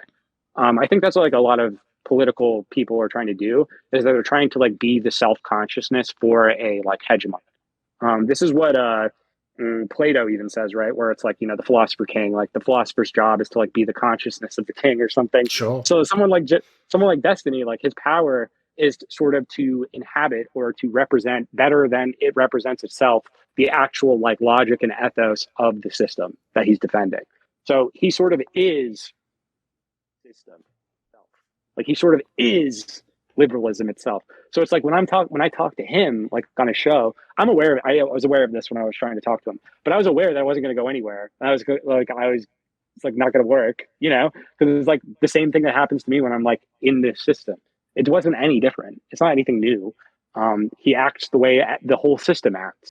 He's a great representative of it, which is why he's rewarded so much for it, right? You know what's like, wild is I don't think people know this, because I actually knew him a little bit because he comes from the esports world. That's actually how I had these convos initially. If people don't know, we were sort of from the same group of like edgy gamers who did talk shows and occasionally made political jokes, right? And basically, here's the problem. Some of these things he's absolutely unaware of. Like the joke is every time he accuses his opponent of the gish gallop, it's like, homie, that's you just are a gish gallop walking around. Projection. But okay, let's imagine you don't know that part. One thing I know he is aware of, though, because sometimes you'll notice this in these convos, if he actually talks to someone he sort of likes as a person, every now and then he'll let it slip that essentially sort of like he just views it as a game as well. So he genuinely, his whole shit to you would sort of be like, well, yeah, dude, like, you know, I like you, but I'm playing the game, aren't I? Like, his whole thing would be, why would you ever admit something I could use against you? Like, you're a fool. Like, don't you know, in the game, you've just given up a strategic advantage. Whereas the point is, if your aim was have an interesting discussion or find out what he thinks, you're at complete odds, right? Yeah, I mean, he's the gamer, you know? We're in the gamer empire. Everything's treated like a game, right? As we were saying, right? Like, where it's like you want to turn people into NPCs so that their behaviors and things are very predictable so that you can plan the economy around that. All of these sorts of things, quantifying everything like this. The RPG level progression systems. Sure. You can think of a lot of this sort of gender hysteria and things like that as people sort of imagining being born into this world as sort of like a character select screen, right? Right, it's the customized character, sure. Yeah, yes, customized reality and things like that. They're like, why am I more free in Fallout New Vegas than like in my control over my virtual avatar than I am over like myself? Like I should have the amount of freedom I have over my virtual avatars and virtual worlds over my physical body. Like that's kind of what the application is. At least the way I see it. But that's also like how the greatest defender of all of this, right? I talked to Destiny. He's a big fan of this guy. Is John Rawls, the philosopher. I'm actually looking right now. Right across from me, I have his A Theory of Justice. His whole thing, right, is called like the original position. His whole thing for like defending the way our liberal regime is set up. He's a little bit of a social democrat too. He's like a little left liberal. Is that you have to design a system as if you were designing it before the character select screen, right? And like every single person, these pre-extant souls that are unbodied are about to be sent into bodies on the earth, right? So you're trying to design a government where you don't know which body your soul is going to inhabit. So you want it to be fair for everyone. This is how we conceive. That's a good analogy, so that's the analogy of a video game, right? I think this is like the liberal delusion, because that's not actually how the world works. We aren't pre-extant souls that are randomly sent out in a soul lottery to inhabit specific bodies. Like, that's fucking insane. That's not real. You can't build a system on that. But that's what our system's literally built on. Along these lines, another area where I find that this is why, essentially, if you're ever going to be yourself, right, the sort of Babylonian world can take some of that and market it in certain ways to its own ends. But if it can't, you will always be a micro celebrity. Everyone will be in that regard, because if you just stick to yourself and you don't follow any trends, you don't benefit from the algorithm pumping you up and all that jazz that everyone knows. But I've noticed one of the reasons why people will never get it is it will always become, as has been in your case and in Cantbots and anyone who's in the circle, same people with me and other people in esports, if you're an original thinker and you try to build up a real body of work that's referential and it's based on things that your starting positions and then things you found later and then adding on to and onto and onto and onto, essentially people get mad at the fact that A, they can't instantly know everything you think, and then B, that anything you say, they have to level up. They have to get the primer, and then they have to get into your shit, and then they have to actually figure out the arguments, and then later, like philosophy, they can finally assess what you're saying. They want from the beginning. It's like the Twitter guy, context. What is he talking about here, though? It's like, bro, I'm literally talking about some shit that I thought about for 20 years. Like, I'm going to have to take you back in time to my childhood to start this. So I get the vibe that all these people, you all seem to be totally misunderstood, because when people notice that aspect, almost the fact that it's not easily consumable in a sentence pisses them off, and then they just become obsessed with every flaw of your personality they can see, if you know what I mean. Yeah, I mean, that's also sort of the video game thing there, right? Because it's like, I just want to press the button. Like, this guy's trying to give me a quest. Can you just tell me where I'm supposed to go? Like, I don't want to read the backstory. Skip like, the cutscene or whatever. You want me to make fucking inferences, bro? Like, no, give me commands. Like, tell me what to do. Like, that's what people want. That's why self-help shit is really popular too. Because it's like, they're like, just tell me what to do. Like, tell me what to do. Tell me what to do. People are always asking me to just tell them what to do. And I'm just like, I don't fucking know. But so, like, read books, I guess. And they're like, okay, what books do I read? Like, just go read them. Like, I don't know. You'll figure it out. And they're like, no, tell me, like, which one I need to read right now. Tell me.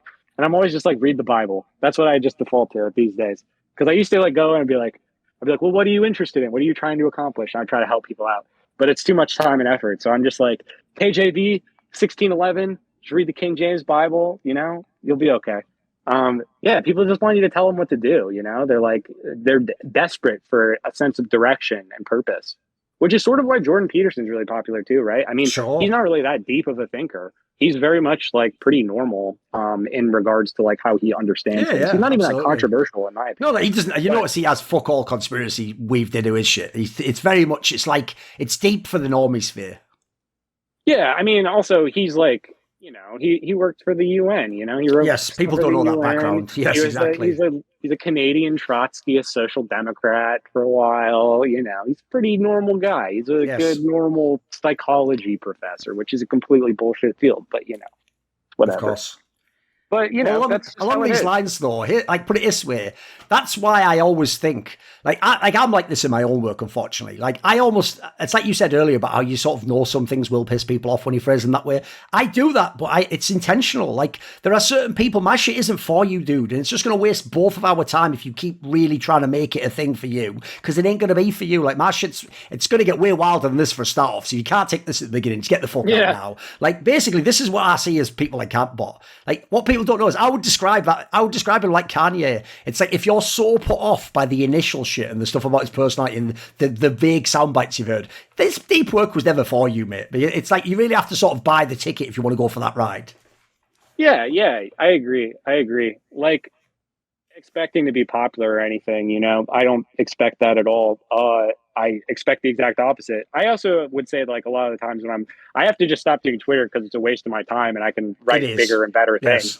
But like, really, like, my goal is like not to just like have people be mad, but like I want to like infect their brain with like a paradox that is going to, you know, destroy the way that they view the world right now. Because I think the way a lot of people view the world is really bad, and it like leads to negative things for themselves, right? Like if you're imagining the world as like this like Gnostic hell or whatever, you know, and there's like no escape, you know, that's really bad. Like that's not going to be Oh, it's the good. Like dark side of the conspiracy culture, even as well, isn't it? Like they just feed you yeah, the they black pill see and then say evil fuck everywhere. off. Yeah, Hegel says that the evil eye sees evil everywhere, right? So if you're like an evil person and you're like, or you look at these conspiracy theory people, sometimes it's just like they're just jealous, right? Like a lot of these guys are like, well, I wish I was fucking Jeffrey Epstein, you know? Why don't I get a sure. private island with like sex trafficked young girls? Like, why don't I get that? That's not fair. Um, that's like a lot of these people are like, or you'll hear them and they'll be like, you know, like, oh man, like if I was doing this, I'd be so good at being one of the Illuminati overlords or whatever. Like that's sort of the negative side of it, is that they sort of begin to fetishize Sure. this sense of evil, and they really kind of identify with it because they start trying to think like it, and then they want to be it So okay, because they're like, give me well, the pitch then. What's the logo and like antidote to this? The sickness of the age. well, the sick. I mean, you know, it's pretty simple, but you know, all of this is all of the contradictions, all of the bad things, all of the like the fact that our fucking society is collapsing, et cetera. It's all for the good. It's all for the good in the end. It's all for the good. Like it's good that this is happening. It will lead to better things. I think things are like endlessly improving, and most of the time, those improvements take the are come as like an apocalypse, right? Like for Yes. me, the apocalypse is always good. Like Yes. that's the revelation, right? Apocalypse and revelation are the same meaning, right? So it's like when I see this world order that we were born into and it's very late days. I'm assuming you're around my age, right? So Yeah. Yeah. we remember before the 2001, before 2008. We Absolutely. remember the end of like the world age. But we're in a time where this world is falling apart and a new one is being born, and that new one will be better than this one. So it's good to remember that like ultimately like this shit sucks obviously, but like a doom mentality, like there's some people like they get obsessed with the climate change shit and all this stuff, and they're like, oh well, you know, there won't be any human beings alive or we're all going to be fucking dead and nothing matters, and they get all nihilistic. But it's like no, like we're like things are going to get better when this like system that we have is gone, and it's going away right now. It's falling apart. Like it's in its emergency defense form. It's not going to last for that much longer. Stuff like the world order that we have right now is not going to last the next century. No way. It's impossible. Like we're already seeing it happen. Like that's why all Yes. this like Ukraine shit's happening. That's why we're probably going to go to war with China. Or I really hope we don't, because it'll be really bad for us. That's the other thing, is Sure. like Yes. people really underestimate like or overestimate our ability to like Yeah. police the entire globe for eternity. It's like maybe we shouldn't be doing that. And maybe it's like, hey, look, if we stop doing that, and it's like, well, then maybe we'll start focusing on our own problems here and then we'll make things better here. It's just that we all learn things the hard way. I feel like people, humanity in general, learns things the hard way. Like we almost never listen to the prophet. We kill the prophets, right? Yes. For Anyone who's like, sure. we kill the prophets, we crucify God. You know, that's like why Christianity is so appealing to me, is that I feel like it's literally true. Like it just like, I'm like, yeah, I just see that happen all the time. You know, I tell myself all the time, I'm like, they know not what they do. Like they literally don't. You know, you look Yes. around, they know not what they do. They don't even know that that like all of their attempts to save this situation are exactly what's going to cause it to destroy itself, right? Like you could look at like 2020 or things like this. They're like, oh, well, what we need is for everyone to trust the experts. So we're going to have everything with trust the expert tags, and we're going to start doing this. All it's done is made the trust in the experts Oh, completely absolutely. collapse with the Yes. majority of people. The more they try to save things, the more that they're killing them, if that makes sense. Yeah. So Yeah. so it's like, you know, you really want to resist it. There's no point in like active resistance. There's no point in like, oh well, like that's what the school shooter people are like, right? Like those people are like, oh, we need to go do something. Like, no, you don't need to do anything. Doing anything is the problem. Like the problem is that you want to do something about this when really it's care of itself. Sort Like of a it's going to be. spiritual consciousness war, right? Not really a physical one in that sense. Yeah. That's St. Paul, right? Our enemies are in high places. They're in the spirits of the air and things like that.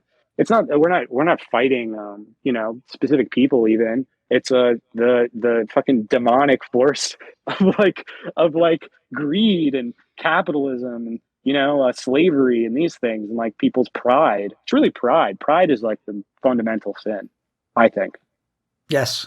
That's a good place to leave it. Okay, so as I said, Loco is the author of Selfie, Suicide, or Cairey, Turnbull's Blue Skiddoo. You can find his tweets, which often cover many of these topics, and sometimes occasionally topical things in the modern world, on Logo_Daedalus. And if you want to hear more of the sort of deep lore, like he said, there's actually an episode, I'll link it here, for the Cybernetics one, but if you want to subscribe and find out about a very interesting perspective on the JFK assassination, these sorts of topics, Iran-Contra, things you think you know about, but you definitely have never gone to this level of depth. Newfoundland, There's another one. Museum, Go to Voynich Pseudcast manuscript. on Patreon and you'll find it all there, the Pseudoxology Network. Any final words? And readbooksvlt.com. That's my website.